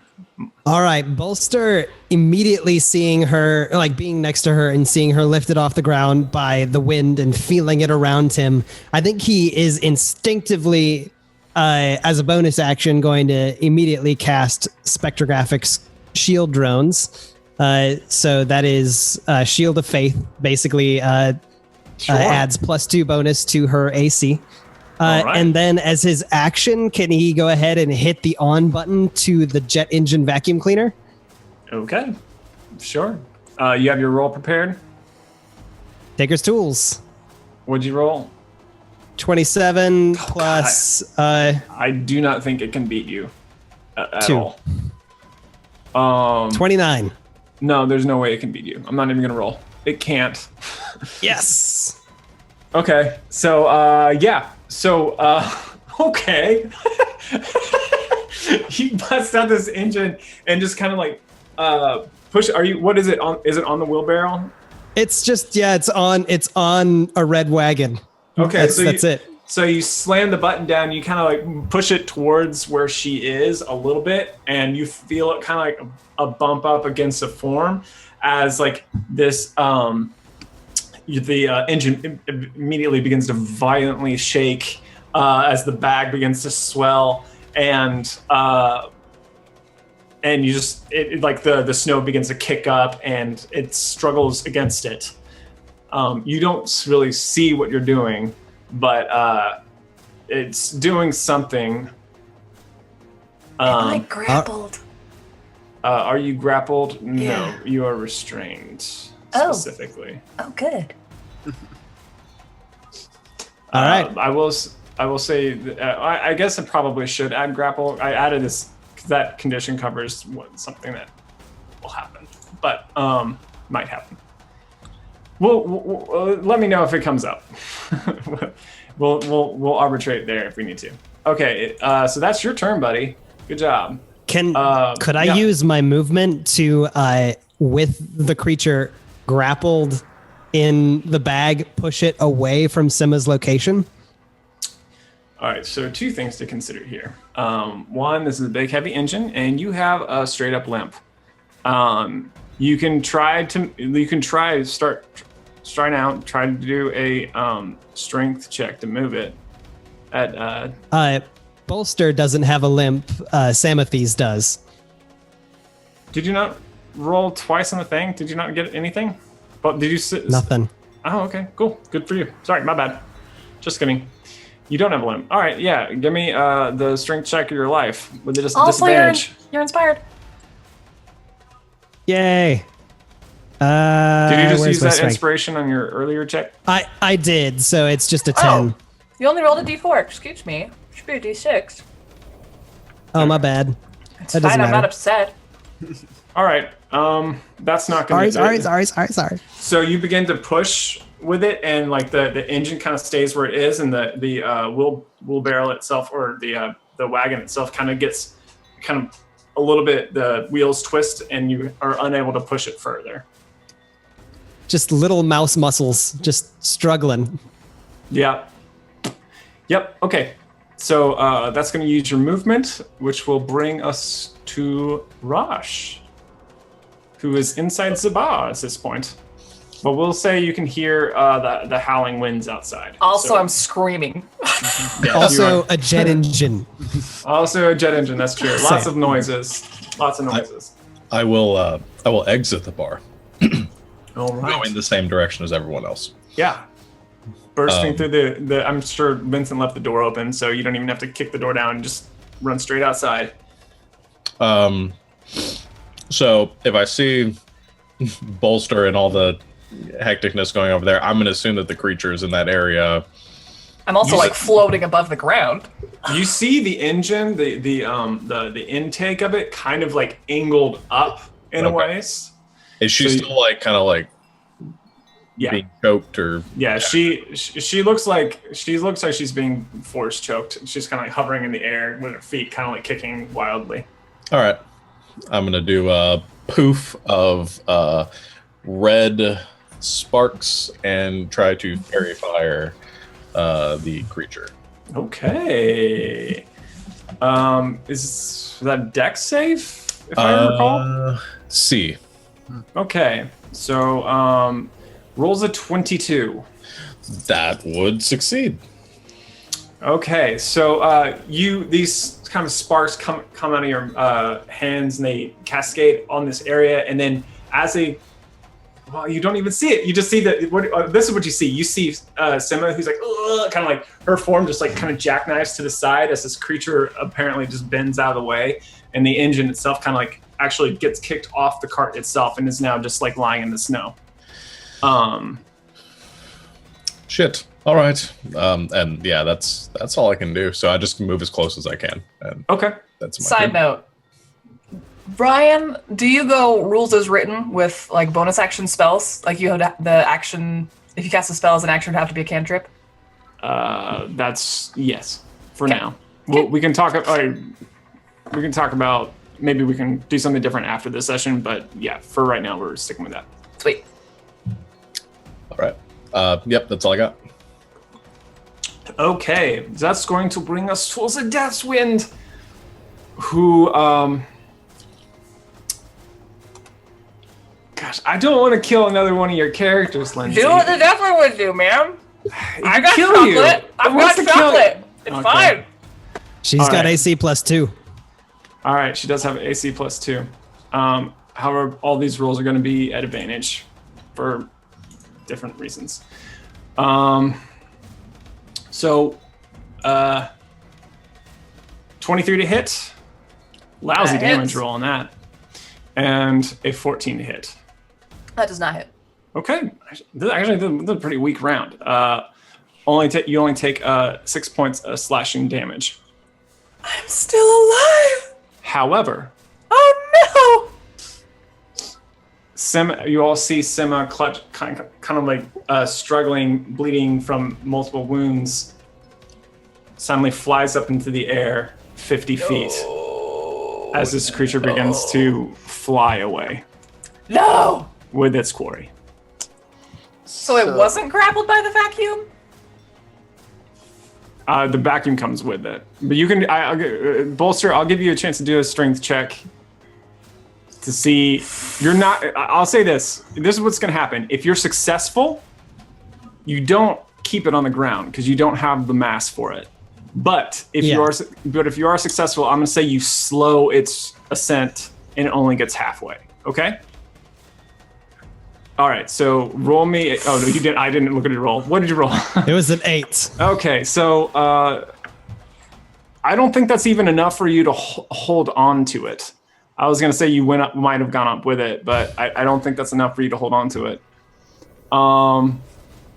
Yeah, so it kind of wrenches free from your grasp and flies up into the air. However, even though this thing is like really high up in the air, there's also this really massive like balloon also hanging from it that is, I'd say probably, I mean, how big did you make this thing? I'm picturing something that's like a 20-foot big balloon. I'm imagine something massive.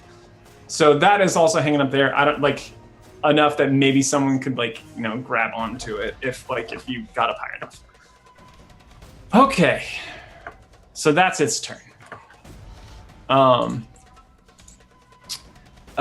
Vincent. Yep. So I think I'm double checking the range on Firebolt, but I think it might now be out of range of. No, but. Okay. So just real quick, I know I'm playing fast and loose with grapple rules, like that its movement wasn't to 0. It still has this thing that you can hold on to that I'm going to say gives anyone who tries to in the future advantage on grapple checks. But it felt weird to have a tiny little mouse hold on this massive engine and I think it would carry the engine more than Bolster holding it down to the ground. Yep. So it's not raw, but it felt right. Sorry, go ahead. I'm going to, rather than firebolting now, because I've seen it tear through Sima so quickly, I'm going to instead switch to magic missile at level 2. Okay. Woo. Okay. Normal level 2. Okay, I didn't max out, so that's 4 force damage times 4, so 16 force damage. Nice. Okay. And these streaks of magic fly through the air and slam to this creature as it the impact of it causes Sima's form to shake a little bit as the thing holding it quakes under your assault. Yep. And then I will just, I assume I see Rosh in the alley now, but it's Gwen, get out here! Perfect. Which brings us to Gwen. I would like to run out the door, please.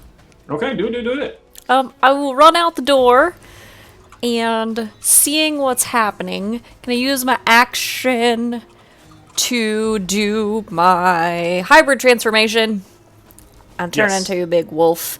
And then with whatever rest of my turn I have left, I want to try to take a flying leap at the machine.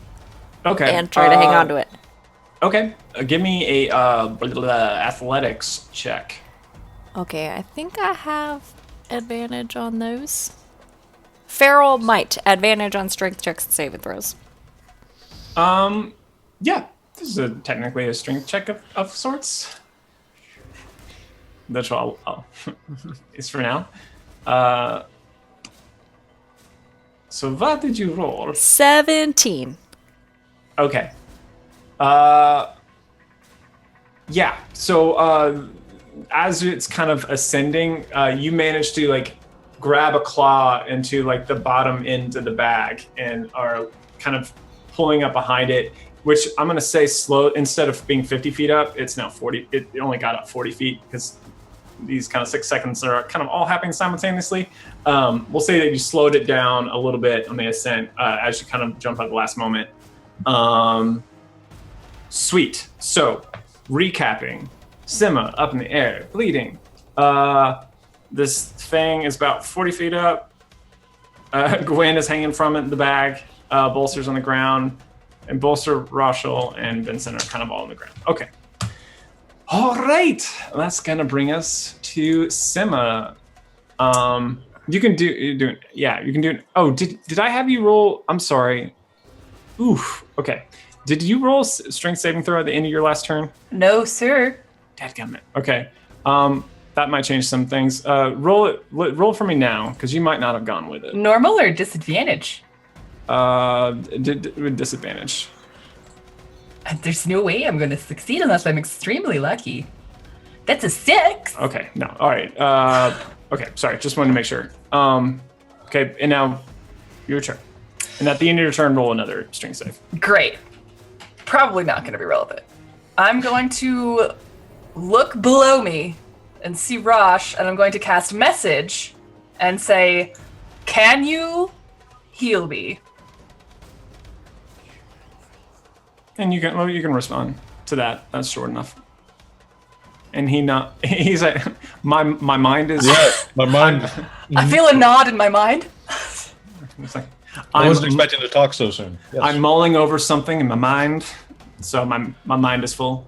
Great. But yes. This is probably a horrible, horrible, horrible, horrible idea. Oh man, this is gonna go really, really bad.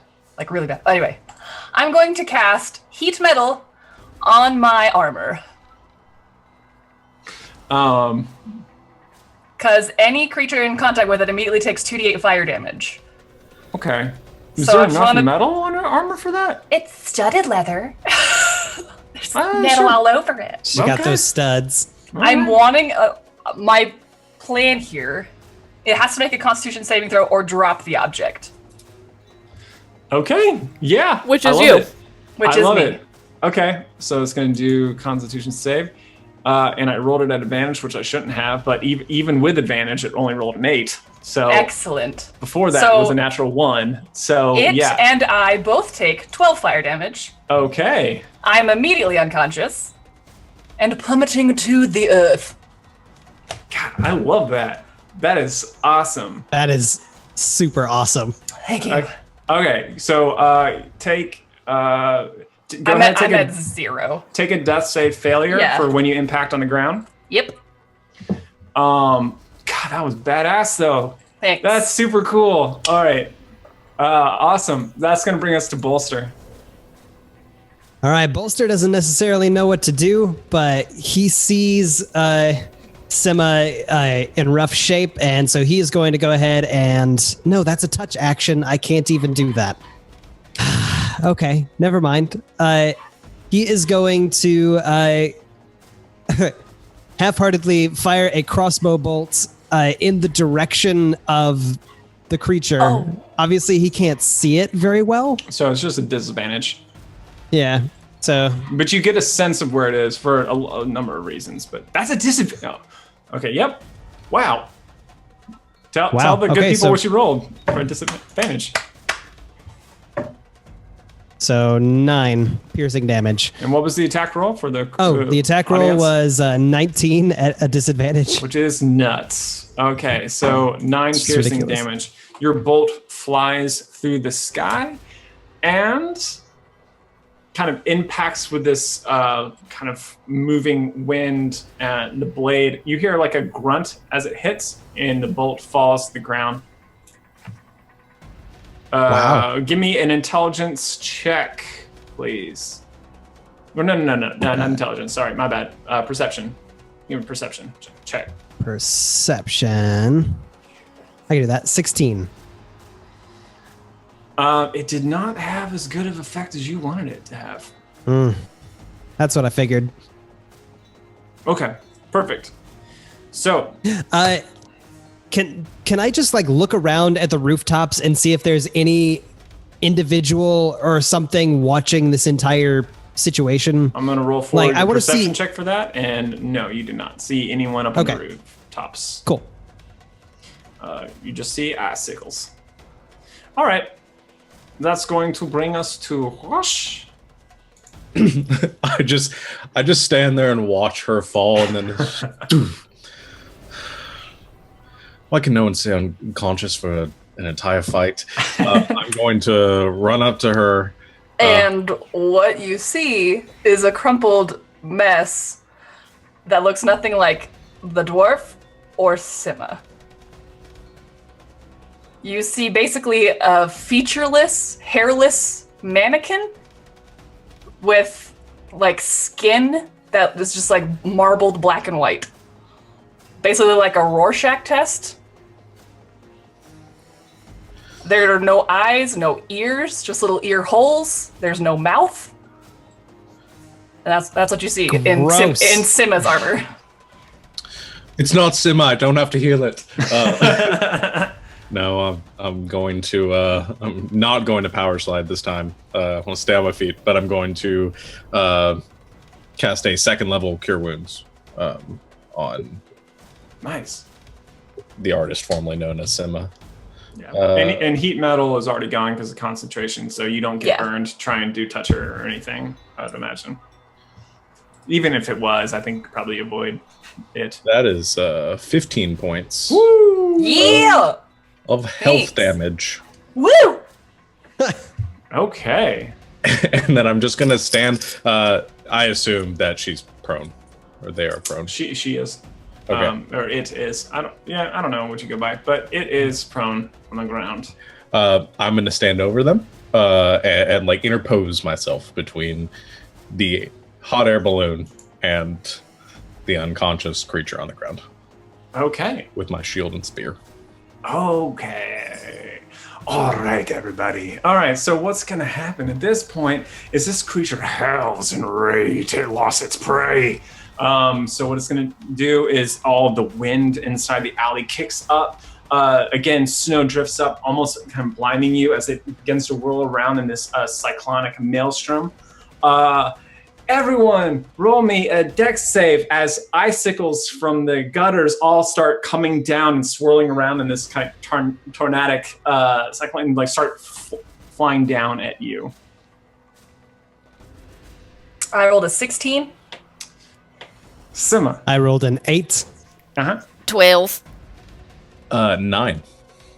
Okay, everyone who rolled, well, actually, okay, you only have one success. So, Sima, as your eyes snap open, as this kind of healing magic goes over I don't have eyes. I mean, as your figurative eyes, but as your literal ear holes turn towards the sound.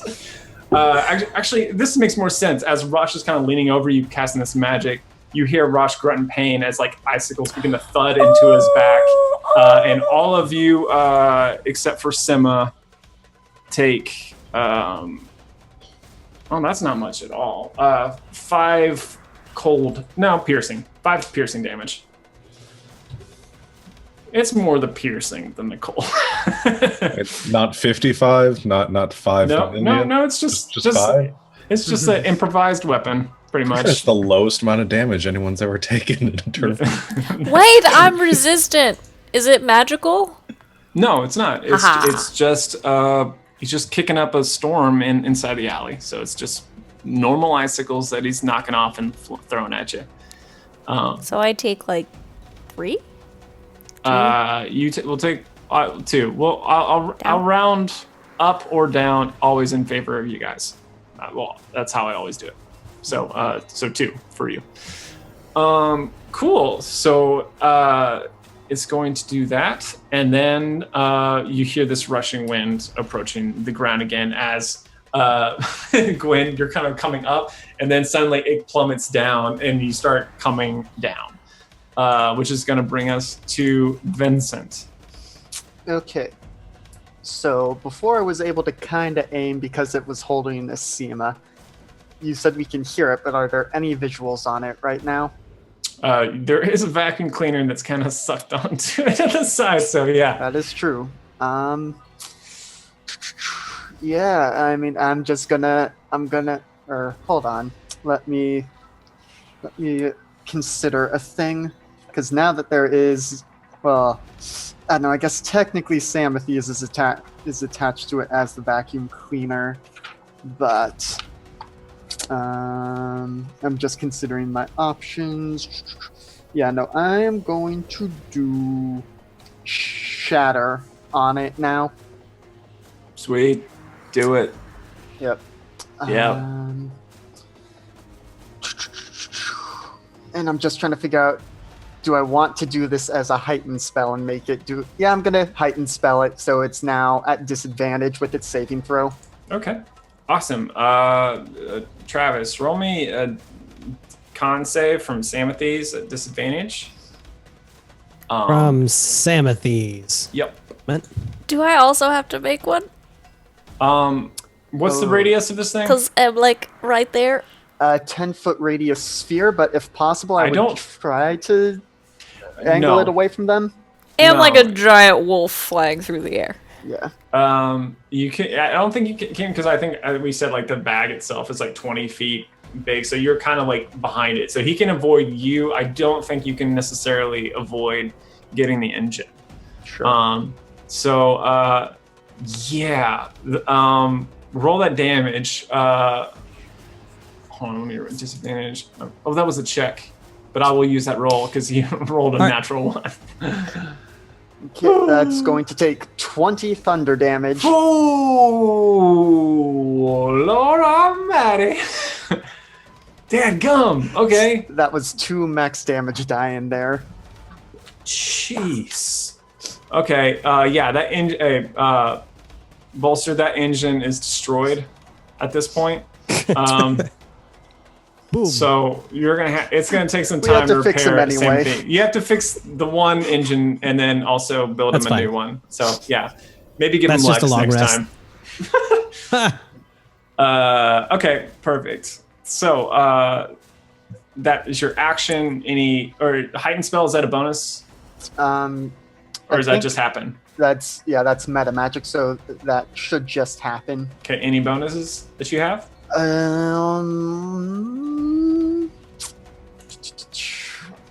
don't think so. Nothing that's gonna actually make any sense. I was considering just prestidigitating for the fun of it, but sure. No, that's gonna be my turn.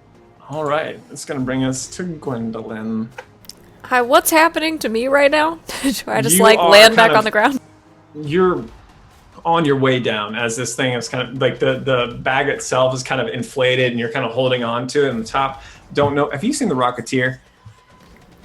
No. Dang. Man. All right. Well. It's a good movie. Fix that. I loved it. Okay. So anyway, you're just on this big blimp-like bag as this thing is coming back towards the ground. You were on the bottom side of it. Now it's like flipped up and you're like, we're coming down. You kind of position yourself so you're not just like flailing. You kind of bring in your little clawed feet and hands and hold onto the bag. I'm surfing. You're surfing. Surfing down. Can I... You could run across the bag towards the source of where you think yes, it is, if that's what you're asking. Yes. Yep. Okay. I can get to the tornado. Okay, yep. So you can roll me attacks at disadvantage. Okay, I'm gonna use my action to do a thing I've had this whole time and I've never done because I forget about it, called Booming Blade. Okay. This fun cantrip that I have. So I forgot. do that. Okay, this might change things. I actually didn't consider it. So the vacuum itself is destroyed, so the bag is now starting to fall faster. So I'm gonna keep this DC low, but I need you to do acrobatics beat a 10 to make sure, like, as the bag starts going fast, that you can run and jump off the bag at the thing before. Okay. Okay, so roll me an acrobatics first. 13. You just make it. And you go towards this form where you think it is, doing Booming Blade, Right, great. Yeah, I do booming blade, so I make a melee attack within 5 feet. I don't know how any of this works. Okay, so Click the button. 16 to hit. is that a disadvantage? No, Could you roll me a second one? 16 to hit. All right, that is enough. You hit it. Yeah, so I do this damage, which is wow, 13 piercing damage with my sword, Awesome. and then booming blade What- does something. It Does booming becomes blade by any chance make your weapon magical, or is it just add extra stuff? I don't know. Can you click the booming blade thing? I'm for pretty me? sure it just adds stuff. Okay. All right. There it is. As part of an action to cast a spell, I make a melee weapon attack. It is sheathed in booming energy until the start of my next turn, and if it moves willingly before then, it takes thunder damage. Sick. I don't know Love what it. effect that has on my sword, but All right. Okay, so it doesn't take the thunder damage yet. It's only if it moves. Okay. if so, it moves. So as your blade kind of passes into this form, you feel it as it connects, but it kind of doesn't. It slips through a little bit, and just like Bolster, you kind of like. And also because your knowledge about these creatures, the damage itself doesn't. You know that it's not doing what you feel like it should have done. But I look really cool. It looks really cool. And I keep on falling for the rest Yeah, of my turn. a little bit. We'll say you do like a was it 4-point landing, 3-point landing? Was it just kind of 3-point landing, with yeah. your- Yeah, with your sword above your head, growling. Also Sick. am a wolf. Yes. Also, am wolf. Also am wolf. Perfect. All right, which is going to bring us to Sima. Okay, not much I can do like this. Can't cast any verbal spells without a mouth. So, gonna use my action to change into my usual look of Sima, the dark skin with the sort of the dark hair. So basically, Rosh, or anyone who's looking, it looks kind of like a melting candle, but like in reverse, as like the black and white just kind of like swirl together to create features, and then like just kind of, I just create it out of my body. And then I look like Sima again. Hey, How long does it take? 6 seconds. Oh, it does? I thought it took longer. Okay, never It's mind. a full action. Okay, well done. Okay. We discussed this. You were like, I'll leave it an action unless I decide it's not. Okay, got it. Okay, so. Well done. All right, cool. So that takes 6 seconds. Once it finally finishes, I kind of blink and look over at Rush, and I'm just like, thank you. And then I'm gonna be like, okay, you got this. I'm gonna healing work myself. That's the only thing I can do right now. Perfect. And I'm gonna pull out my weapons and get ready in case it comes back for me. Are you back on your feet, or are you still Yeah, on your back? I'm gonna stand up. All right. Okay. Which is going to bring us to Bolster. Bolster is going to look for a way to get on the roof of this thing, the building specifically, Okay. because he doesn't really have a whole lot he can do. Okay. So there's well, 2 things. Number 1, your crossbow was doing damage, just not a lot. I don't want you. I don't want the the flavor to confuse you there. Like essentially you're doing like half damage. Now, if you want to climb up still, there's one building that's 2 stories up, and there's another that's 3 stories up on either side of the alley. Is there like a fire escape or something on the side that I could like kind of begin scurrying up? No, this place is not up to code, but I'm gonna say that you can see like a gutter that you could probably like scoot your boot up. All right, I'm going to begin scurrying up the gutter. Obviously, I probably can't make it more than like 12 feet up the gutter. Yeah. At this point, you kind of, I'll say you make it up just enough, like you're kind of halfway up. I'm assuming the 2-story one you were going for. Right. Yeah, the 2-story. Okay, so you go halfway up that one. Cool. And then I'm just going to kind of lean out with one arm and shoot my hand crossbow at the dude, I guess, at disadvantage. Yep. Nope. It's 11 to hit. You you shoot it at where you think the thing is, and it just like smashes through a window on the opposite side of the alley. And you hear someone swear on the other side, like, put yeah. Okay. So that's gonna bring us to Rosh. All right, I'm doing something a little dramatic here. Yes. No. I'm gonna stab my spear into the snow next to me, and I kind of looking. I'm gonna do two things. First is my bonus action. Yep. I'm casting Sanctuary on Seema. Okay.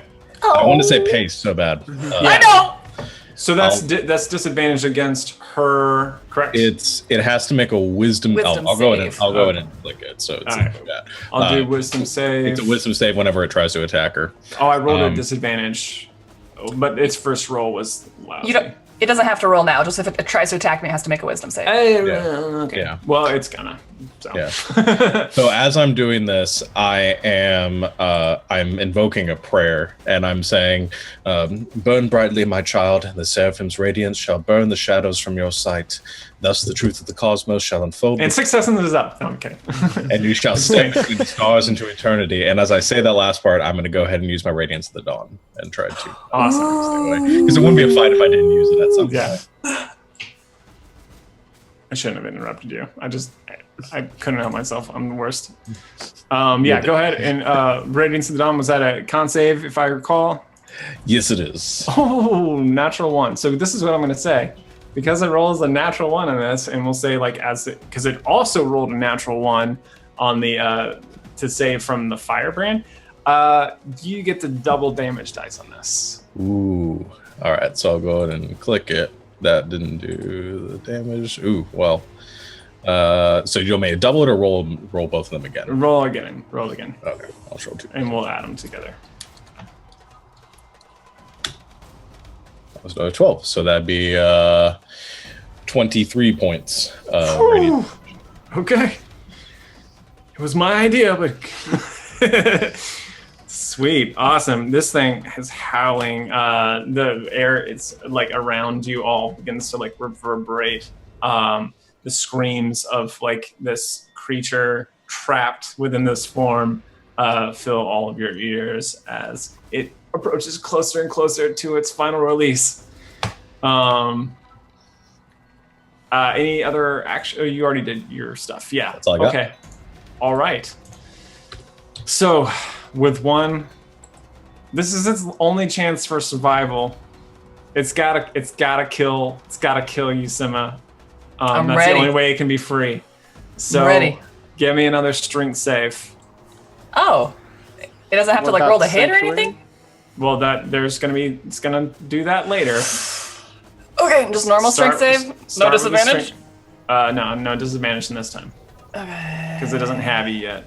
That's a 13. It's not enough. Didn't think so. So it's going to it rolls a 19 and a 12 with disadvantage, and it rolls garbage damage. Okay, yeah, you only take 6 points of slashing damage, but 8 points of bludgeoning. So.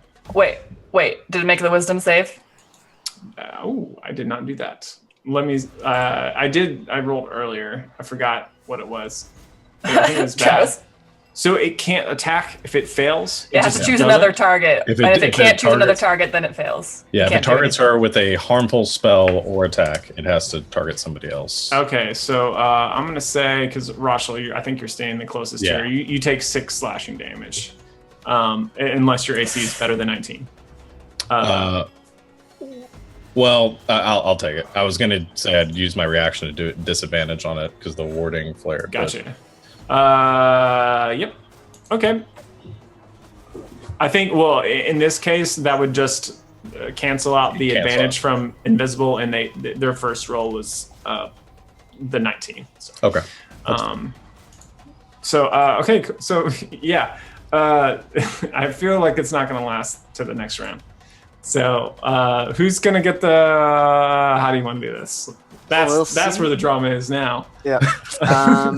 So now that it's around all my friends, I'm not going to shatter it, but I will use my last second level spell and cast Magic Missile at it again. Okay. So y'all need to Good. learn some manners. Come on. So that's 16 force damage again. Yep. Yeah. Let me just double check. Okay. And 2 hit points over. It's what it had. You destroy it. So, what does it look like as you rip this thing apart? So I'll stick out my hand because I don't actually know what does Magic Missile. Okay, it takes some material component. I don't know what that is, and Vincent actually uses a component pouch, so he would have quickly pulled things out and just learned some manners and just out of each of the 4 fingers, a bolt flies and just kind of goes around in the cardinal directions and impacts from every side. Nice. And this kind of loud sound like just like what you all probably heard at one point, all having spent time on spaceships. It just sounds like a violent decompression. And all of you roll strength saves for me, please. It's not going to be bad. Don't worry. Unless you roll garbage. Unless you roll a 2, perhaps. An 8 with advantage. I rolled an 8 with advantage.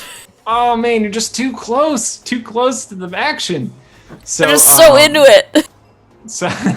So read your rolls out, please. Besides Gwen, who already did. I got a 2. Bolster got an 8. 17. 14. Okay, so with the exception of Rachel and Vincent, everyone else is knocked flat on their batuti, taking some bludgeoning damage as this concussive force sweeps. So, how is that so much higher? Okay, 7 bludgeoning damage. Was I lifted into the air at all? So what if I take falling? Okay. No falling down. You just get like you're on the ground, so it like knocks into you, and you kind of skid on the snow and ice, like back several feet. Woo. Yeah. So you all and halfway you, yeah. And you killed the thing as you hear this scream kind of like reverberate, shattering the glass, and someone's head pokes out of the window that Bolster shot a bolt through. It's like, what are you doing? I just growl really loud. Well, darling, we're having a grand old time. Want to join us? He catches eyes with Gwen, and it's like, and then curtains go she's a up freaking wolf. immediately. And then you just hear like noises as they kind of scurry away because they didn't realize what they got into. Perfect. Rawr. I don't want to ask, do you have to make your save because you took damage? I do. Yes. Don't Okay. do it. DC 10. Don't freaking. I rolled a 22. Okay. She holds true. I just pat Vincent on the back like a little too hard. The wind didn't knock me over, but that does. Or Yeah, you at go least makes face me stumble. You go face first into some snow, and you kind of come up and it's like all like in your eyebrows. And do you have like? Actually, are you hairless? No, he has hair, but Okay, no facial hair. Okay, all right. Does that include eyebrows? No facial hair? Yeah, it does have eyebrows. Okay. I don't know why I'm so into this. Not Whoopi Goldberg. Okay. Oh, sorry. It's okay. Just prestidigitate the snow off. I'm gonna, while everyone's like gathering back together, I'm gonna make intense eye contact with Rosh and just be like,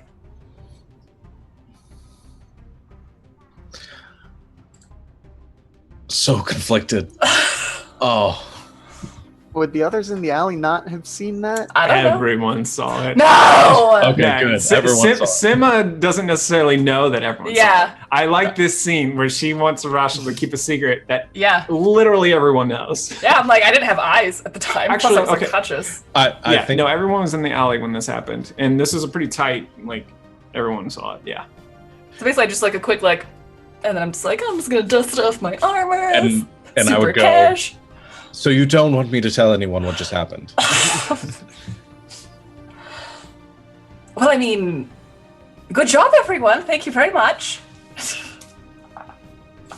I would like to turn back into myself, please. That definitely could have gone worse. You may. I mean, barely, but you know. We're Oh, do I need to all roll at- for an injury, by the way? Yes. What do I call. do? What do I do?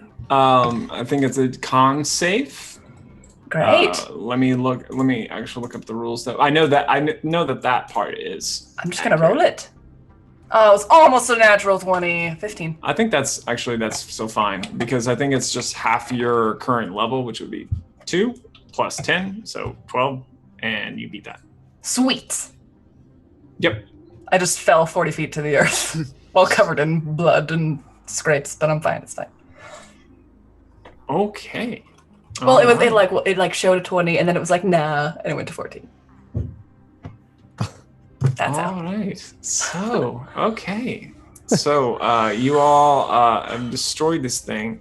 Gwen, Monster Hunter.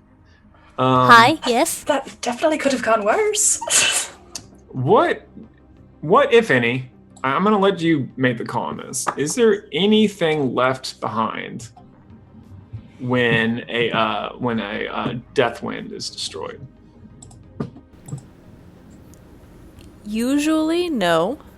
I think But this time it's 100 gold. it's a spaceship. It's a brand new spaceship. No, I think usually no. I think this time maybe there's a sort of strong like imprint in the snow, where the force of air kind of and then dissipated. Cool. Awesome. And for those of you, if any of you are attuned to it, there's definitely this kind of residual elemental energy that is like coursing in this alley. That's if you're attuned to it, is like just humming in your senses. I mean, I was strangled by it. Am I attuned to it? No. Okay, that's fine. Yes, Bolster.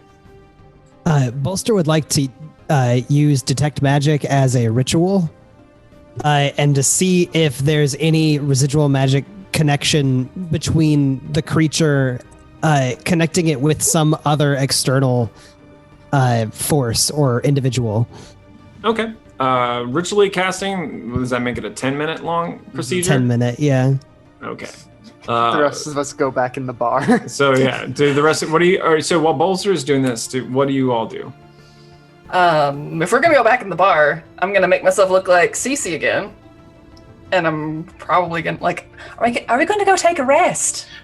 Let me tend to your wounds, everyone. I mean, that's what I was gonna do, but I mean, if you want to. Oh, she could play a song. Everybody sit down for a second. I want to use my medic ability if we're going to take a short rest. But Okay. I could also sing us a song. that would also add to that. Great. Great. Sounds great. Sounds great. It sounds great. I don't know. It's getting close to. All right. Cool. All right. So y'all roll those healing things as you all are inside. Bolster is outside in the cold.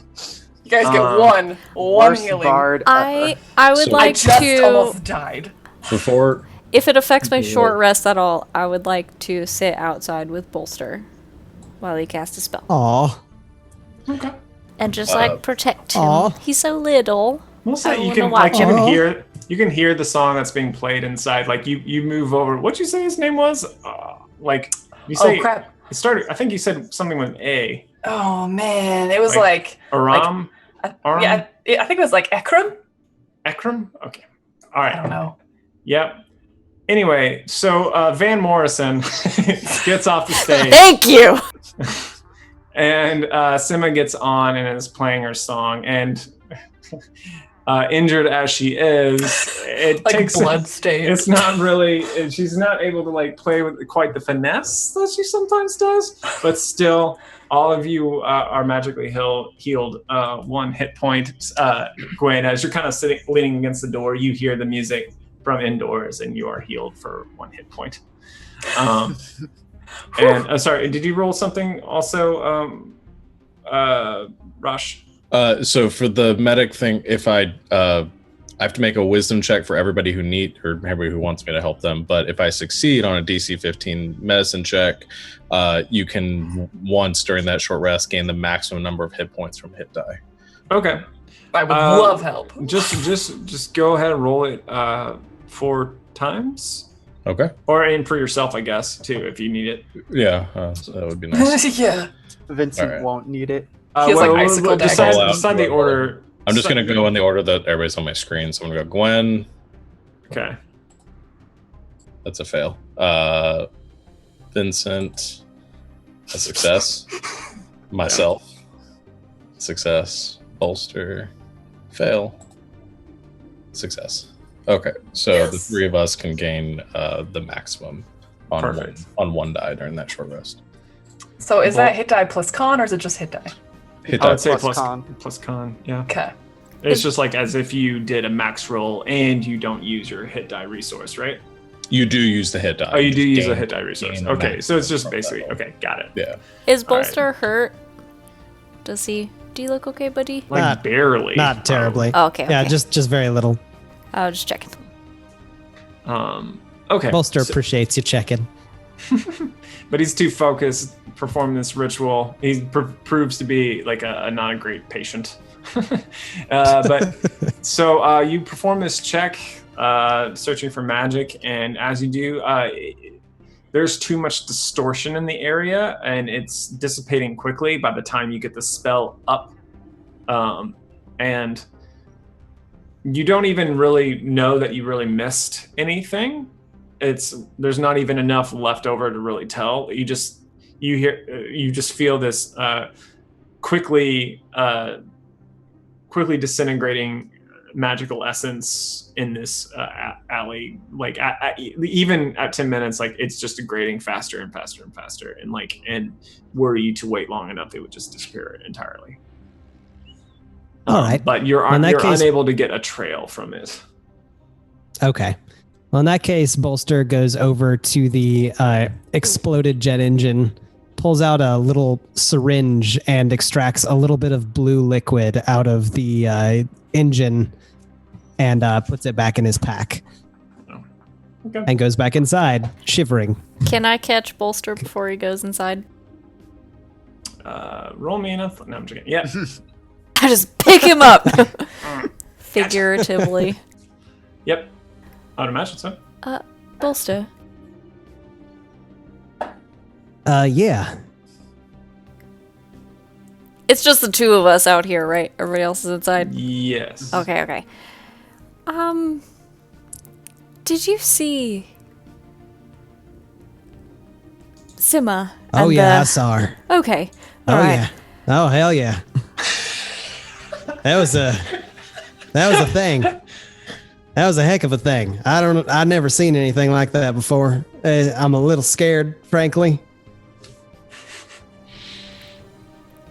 I was just making sure I didn't imagine that. Oh, I'm glad you said Something. something. I thought it might have been the drink I had before I came out. Not just that's a heck of a thing. well, see, I thought I might have just been seeing things because when I go, it's a lot of red and stuff. So Yeah, that was she fell a long way, but I never seen anyone fall long enough to knock their eyes out of their face.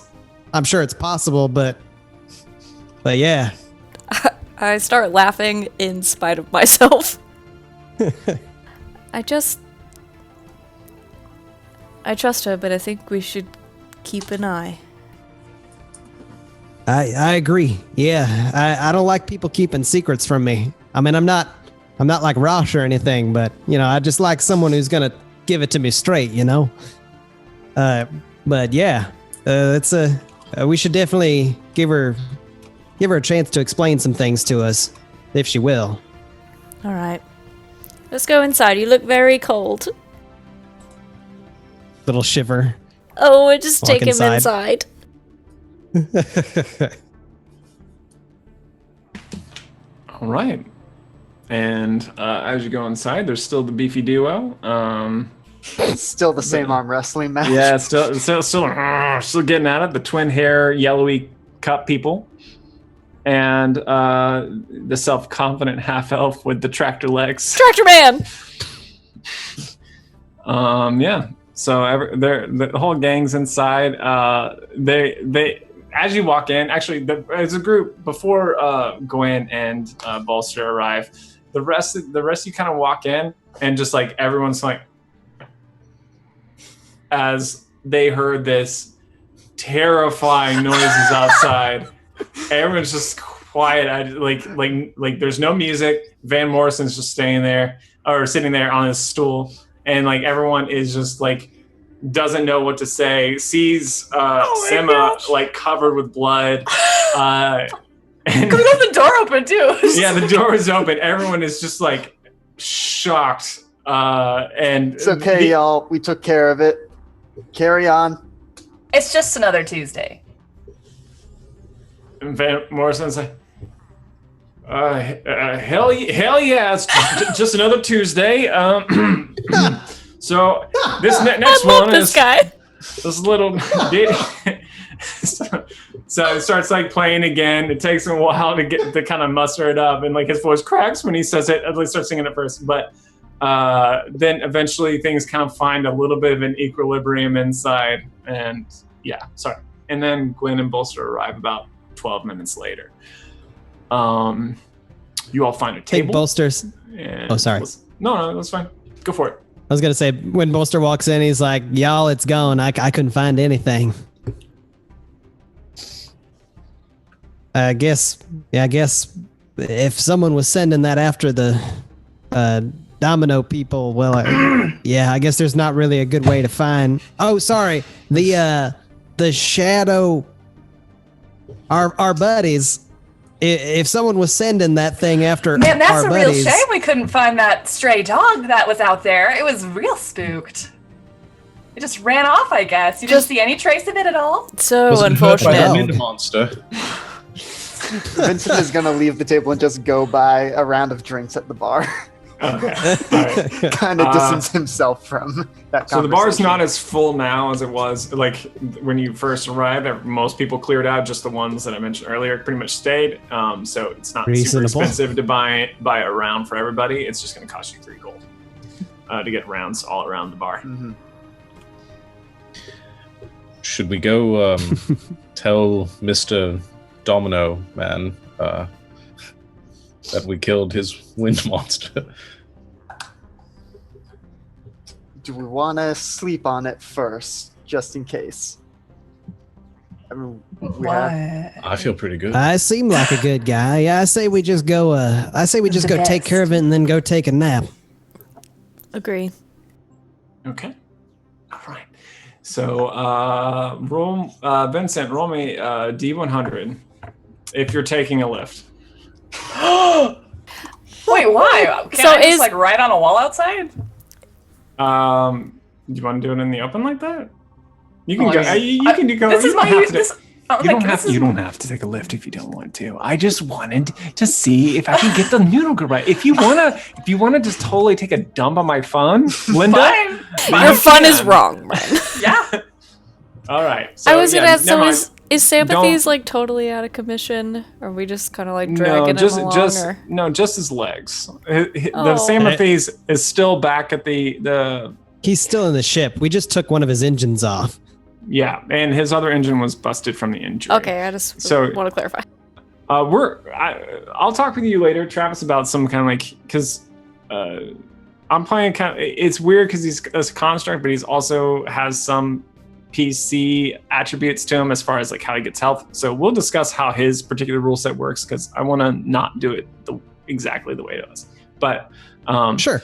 So for right now, he has no legs, or not legs, but engines. So he is grounded at the moment, but for doing good. Yeah. So that's true. He isn't limping anymore. Sorry. I felt like I was answering your question before I got into that. Maybe I wasn't. You were just ranting about wanting us to take an Uber. Yeah, Oh, yeah. We're just lifting. That's right. So no one's taking a car if you don't want to, Linda. You can just take him to some other. I mean, it's inefficient. It's a waste of money, but fine. Do whatever you want. All right. So you take him down a different alleyway and find a secluded spot. And Well, I mean, this is my usual tavern, so I'm assuming I have some place that I know yes, of. exactly. You take him to your huge spotto. Great. Whoosh.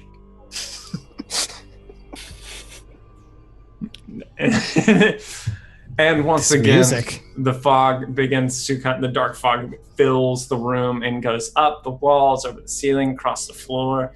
This metallic face juts out from the wall, and then this voice of the shadow creature is like, "Oh, hello." Well, howdy. So good to see you again. Yep, we've taken care of your little monster problem. Really? Simmer, this is true. As my own blood sits on my own armor. Well, I must say I'm very pleased. I forget the voice I did last time. I'm like, since you guys said it sounded like perfect. Since you guys said it sounded like Magic Brian, I'm just doing Magic Brian's Yeah. voice. Like, I don't even remember what the original one was. This is It's good. like, Please do Magic Brian. so, it's like, well, a deal is a deal. I shall send you some coordinates and bring you to someone who owes me a favor. She will take care of you for what you requested. Her name is, if I can open up my Scrivener account. You can't possibly keep all of the information in your head at the same time. It's somewhere. Voice. I wrote it somewhere. I swear to God I did. Oh, here it is. Okay. Her name is Earthmic Gristlebone. Earthmic Gristlebone? Can you type that in chat, please? Sure, let me just send you it on my BlackBerry. And he types into his BlackBerry. He's like, and then he kind of talks to someone. He's like, "You know where she is, I believe." Of course. And you know that she is on a kind of small asteroid, kind of on the like not like where the Jakan Atoll was kind of in this tight orbit around the anchorage. This is not really coupled with the anchorage at all. It is a very remote asteroid in this vast field that where she resides, still within the field, but it's quite remote. And you will have to fly there to get Zale. Which you share. What is there anything else anyone want to talk about with the Domino? Just making sure that she knows that we'll be coming, or will we be a surprise on her doorstep? She does not know you're coming, but Simma, she can arbitrate for me. I bow. It's like, she knows that she owes me a favor.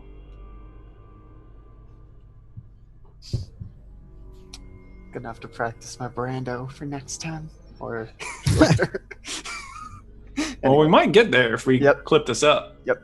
Depends on. Do you guys want to talk to the Domino? Any more? Bolster, what's up? Just one thing. I think Bolster kind of clears his throat. And he's like, you know, I don't really know you, and I don't really trust folks that. That is true. Trust folks that take. Yeah, of course.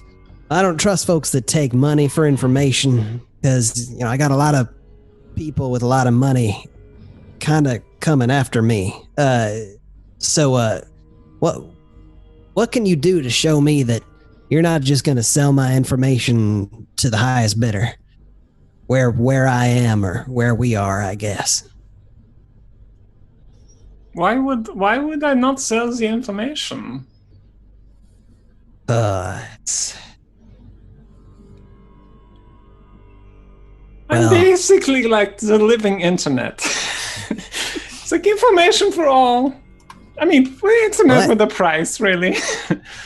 But Well, isn't that just bad business? Knowing that if I come to you and tell you anything, you're just going to sell it to someone else? only if it's worthwhile. But if you want to hide something, I am willing to take a fee that will keep your information secret for a time. I knew working with this guy was a bad idea. Guys, we can't outbid these people. I think we just need to conclude our business and get a move on before any information remains relevant on us. Thank you for letting me know that you cannot outbid the people looking for you. Or can't we? We can't. Oh, can you? I'm super excited if you can. Please. I can. I think we gotta stop talking at this point. We should probably go. Besides, we've already shown who we can handle, so whoever you're selling it to, you better hope you milk them for all they got, because they ain't coming back after you send them after us. I should hope not. I think that you all are very fine people. And it has been a pleasure doing business with you, and we would hate to sour this relationship should we ever come back this way. I lean over to Gwen. He doesn't know the name of our ship is the Arcturus.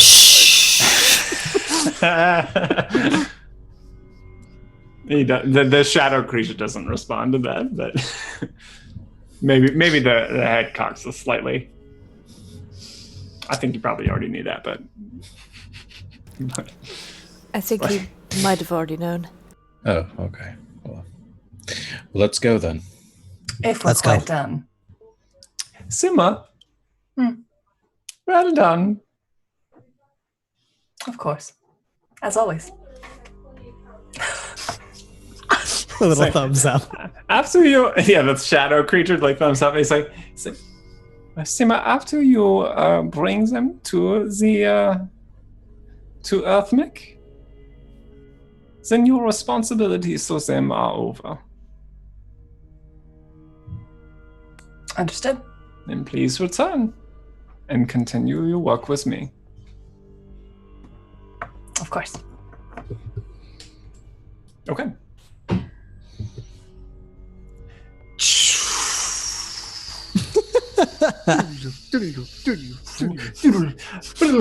And then the room returns to the way it was. All right. So, what's next, gang? Back to the ship, get it space-worthy, and get to this Earth mix so we can get our pace back. Yeah! All right. Okay. So, you race back to the ship? Or saunter? I don't know. It's up to you. Nope, Do we that. run the whole way. Okay, you run. We pace ourselves. Yeah. And then, you get to the ship. That seems a bit excessive. Yeah. You quickly kind of get together, as you arrive, Crystalline and Help are kind of finishing up some getting some of the panels back in order. Your ship is not full. It's not fully it's not arc stream capable yet. You still have maybe a couple more days of repairs, but you remain just inter-system capable. So you all jump in to the ship and fly away. Crystalline guiding you through this booby-trapped minefield of asteroids and landmines and derelict ships, and you speed over to this far-flung asteroid where you land. And it's small, as you land, your landing gear, because of how small this asteroid is, the curvature of it, you can't get all of your landing gear down at the same time. But you manage to kind of you kind of crawl the ship in very, very, very low gravity. You kind of float along, and you see this small makeshift hut made of this It's like an old crashed transport vessel. I just see everyone laughing in the chat's going ding ding ding ding ding ding ding. I don't know if anyone Just is listening puns. to me. We're but it's listening. not- It's just Okay, puns. okay. I'm listening. Puns. Okay. And you kind of, and as you kind of approach this transport vessel, anyone doing anything in particular? How much time is passing? It's probably been, you probably took you about an hour to get to the ship. And then from the ship to like get the ship packed up took under an hour, and then to fly to this thing under an hour. So it's been maybe like 2 or 3 hours around that time. Just making sure that Pace is doing all right, or that her body is still okay. Okay. Yeah. I'm not gonna make you roll. Just like with your feet, I think that you can like inspect her and see that everything. I don't know. Have you ever seen this ritual before, Rosh? Of someone raising the dead at this point, like this far after death. Have you ever seen it with your eyes? I don't think so. I don't think there would have been a point where that would have happened. Have you studied it or seen it? Like, do you have any knowledge about what's going to happen? I would assume it's something that I've studied and that I know that is done, and vaguely like how it would be done, but not something I've actually seen happen. So I think like that there's not so much that you can do like to prep for it, but like you're still being kind of fastidious about it, and like like, kind of just maybe even kind of like fixing her their clothing a little bit, making sure it's like just right, and like kind of moving her, getting her arms positioned just right, and like even though that doesn't help anything, just like it helps your anxiety, I guess, as you kind of arrange her and like prepare her for this ritual. So you arrive, and this small figure comes out of the transport vessel with this staff, kind of with this hood up, kind of approaches you all. And the figure throws back a hood, revealing a dark gray face, wrinkled and pocked like avocado skin. Her hair is wild and white, and as she sees you all, her eyes kind of like yellowed, or in like where the sclera is, and like just like kind of like dark black pupils. What are you doing here? Question: gray like Vincent Gray, or No, much darker. I step forward. I'll step forward and kind of fish out some symbol I have of the domino to show them that I have the domino, and I just kind of say, "The domino has come to collect." Hey.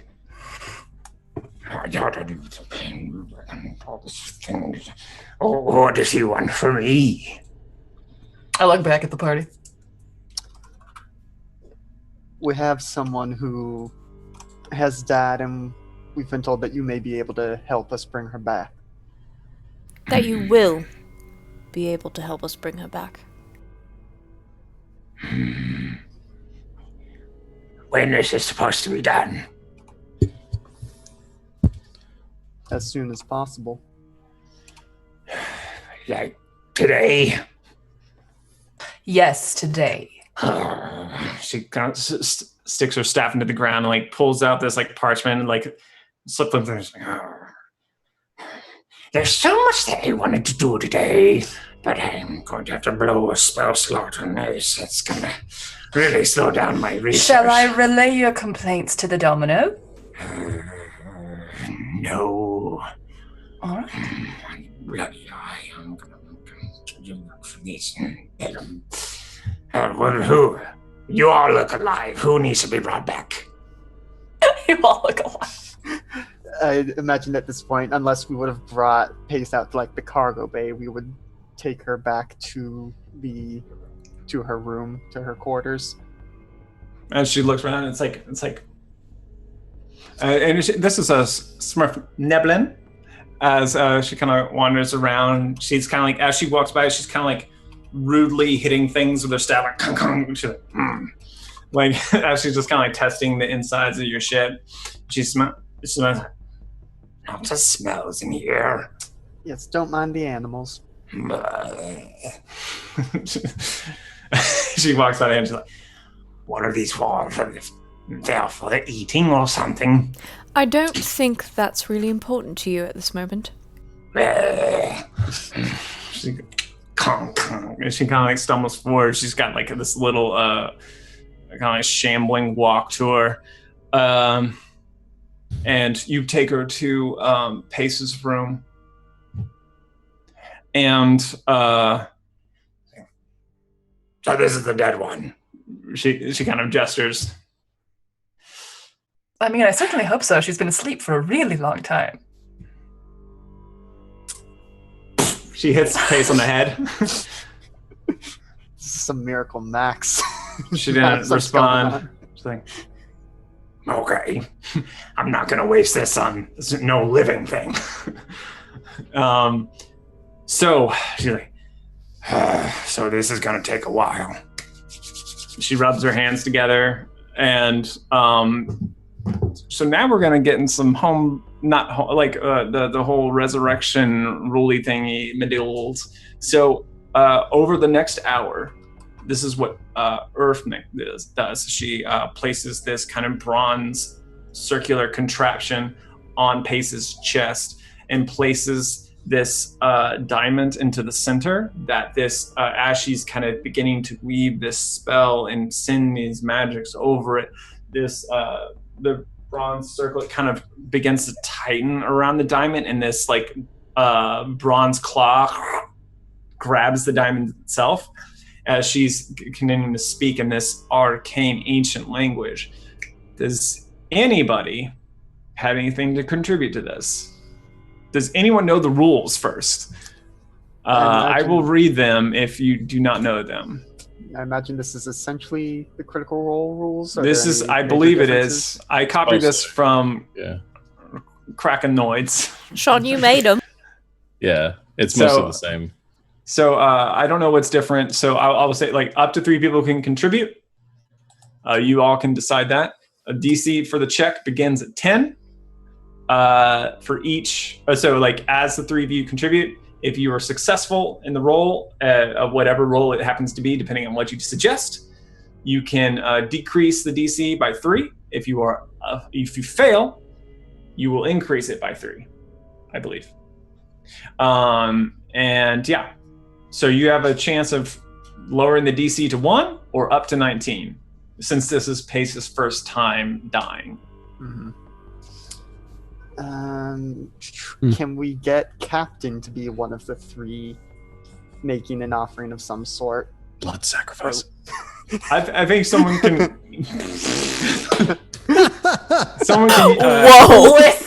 Listen. All right, I'm going to let you discuss this for a couple minutes. I need to take Cooper out, Yep. and then I'll come back and just talk amongst yourselves. Yep. Okay. So wait. So how does this work? It's anything that you feel like you could contribute, role-playing wise, to the ritual of bringing your best buddy back.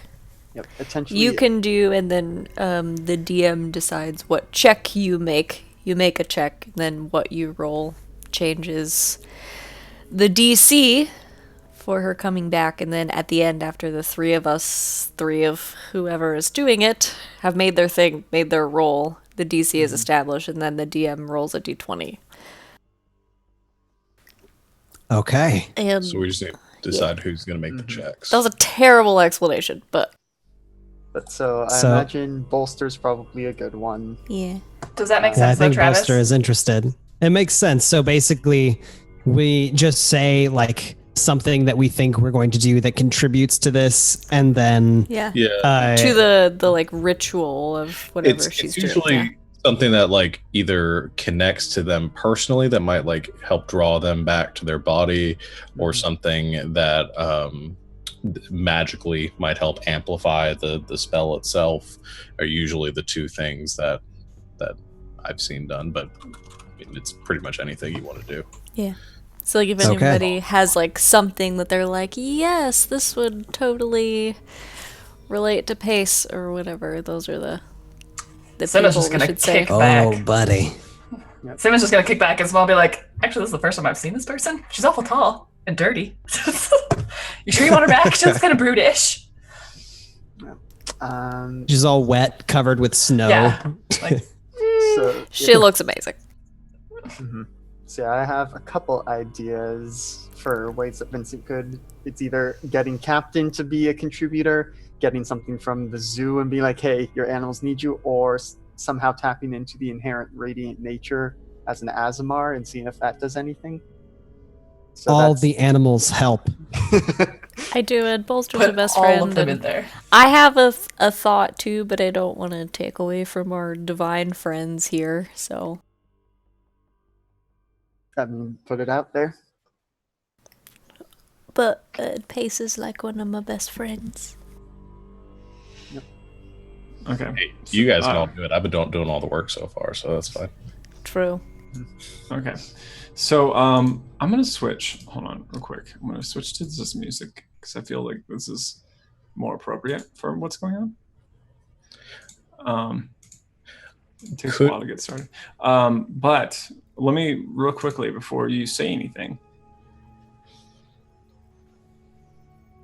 In another place. Turn your music up. Oh, it's on. Yeah. Pace, you feel from your chest this kind of warmth beginning to spread out. And you kind of look down and there's a small light that's very small, very faint, that starts there and slowly begins to grow brighter and brighter. And as this happens, Constance kind of takes notice and like, you were being recalled? Someone was trying to bring you back, Pace.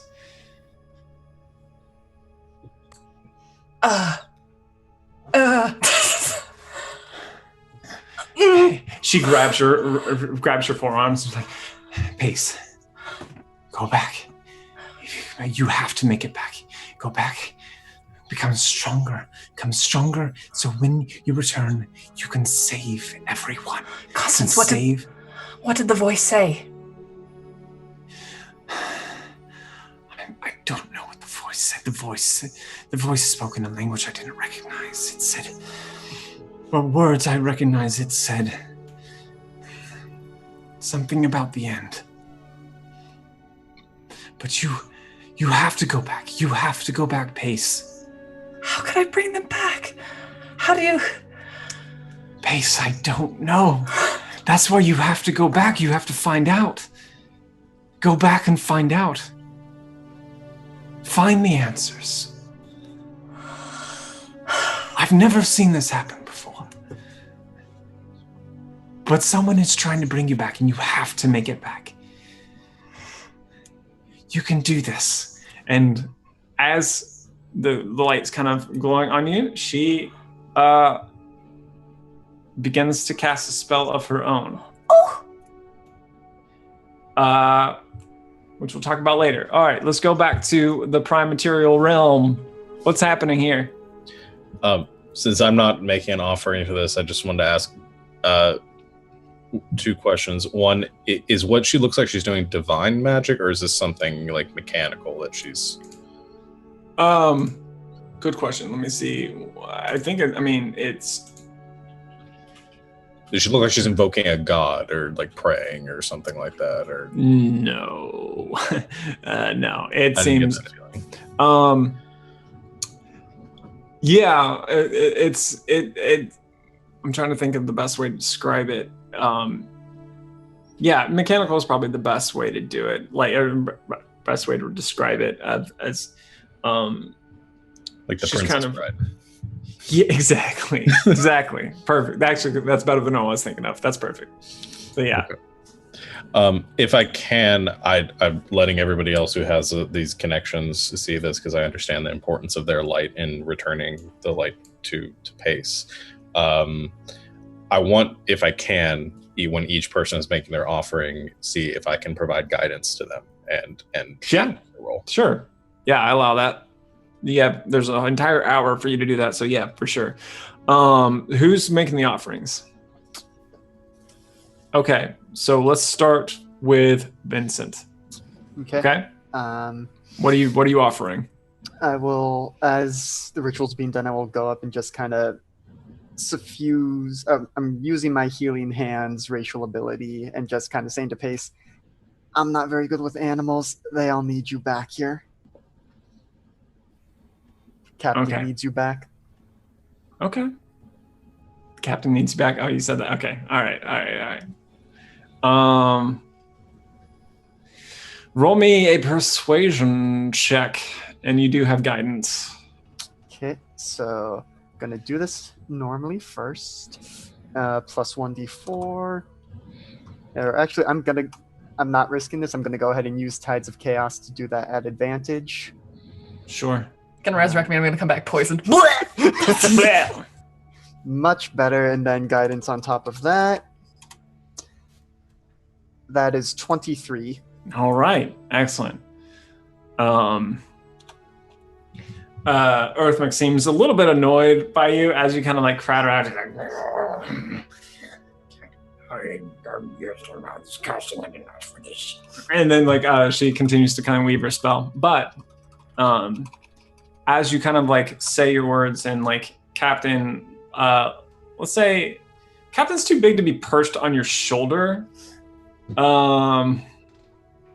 But Captain is behind, and because I've never seen a dinosaur in real life, I don't know what noises they make. But let's say like this like mournful hooting sound, kind of like he makes it out of his little like nose holes, and kind of fills it and kind of begins to sing a song that a song of longing that the pterodactyl sing on the cliffs of Sata.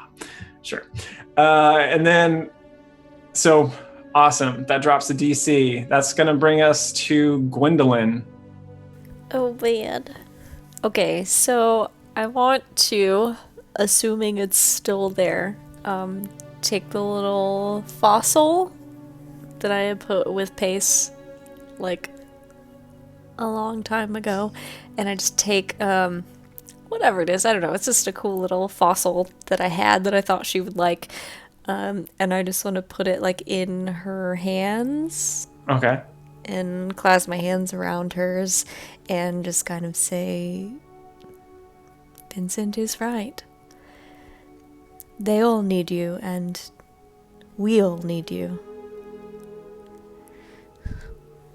And planes away, Pace, you almost feel a pressure in your hand.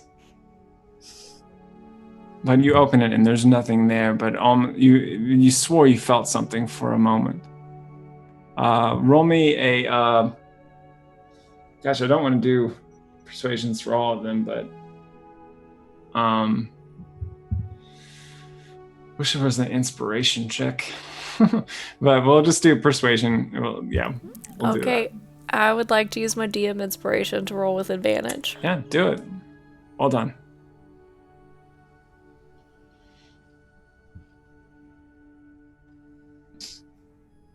Okay. I rolled a 5 with advantage. Do you have guidance? You do have guidance. Man. You do have guidance, and this is quite. So we rolled an 8 altogether. So 8. Okay. All right. Man, that's just the dice. There's not much I can do about that. It just Pace, this thing that you feel in your hands. It fills you with a sense of longing, but like you're suddenly kind of like reminded of like everything that has gone wrong here, and there's a part of you that doesn't want to leave Constance here, doesn't want to leave her alone with Rampant, who is apparently still around here somewhere, and you're struck with duty, and there's a part of you that even though your Constance is telling you to go back, you're like, I should stay here with you. And like, what can I do there? Like, it happened here. Yeah. So that DC ticks back. Gwendolyn. I'm sorry. We just did you. Bolster. Your name is Bolster.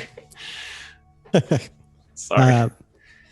While Gwendolyn is holding Pace's living hand, Bolster comes to the other side.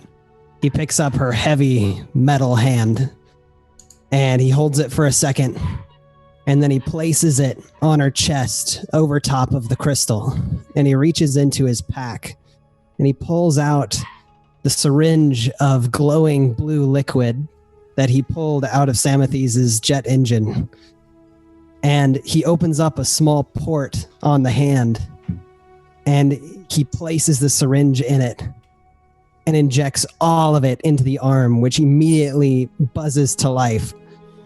The arm begins glowing brightly, and the hand makes a glowing symbol appear on her chest.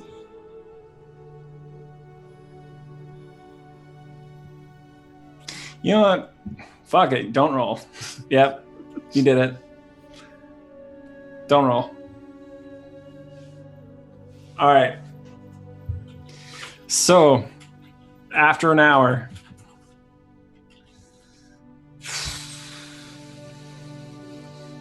excuse me.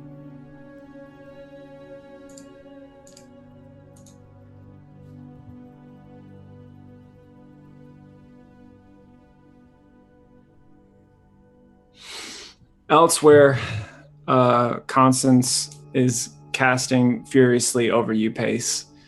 Her hands kind of moving rapidly and drawing shapes and patterns in the air.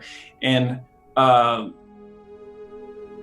before too long, she grabs you with both hands, kind of by your collarbones, and presses into you. And you feel this kind of burning sensation as these marks start to sprout from where her hands touch on you, and they start to spiral out from your arms. And you're kind of shocked by this. All this is shocking as this light kind of grows and grows and grows and grows in your chest. And you look at these patterns and you recognize them as similar to the ones that you saw at the top of the platform standing over the pool of ancients. These are the symbols of your people. And she puts these on you. She's like, here's everything that I can give you. Good luck. And then Pace draws a breath. And that's going to be the session for this week. Thank you all for watching Wildspace. We'll be back in 2 weeks. Watch Survivors Complex this Saturday. And we might be streaming in between some video games and stuff. But thank you all so much for watching. We will see you later. Love you, bye!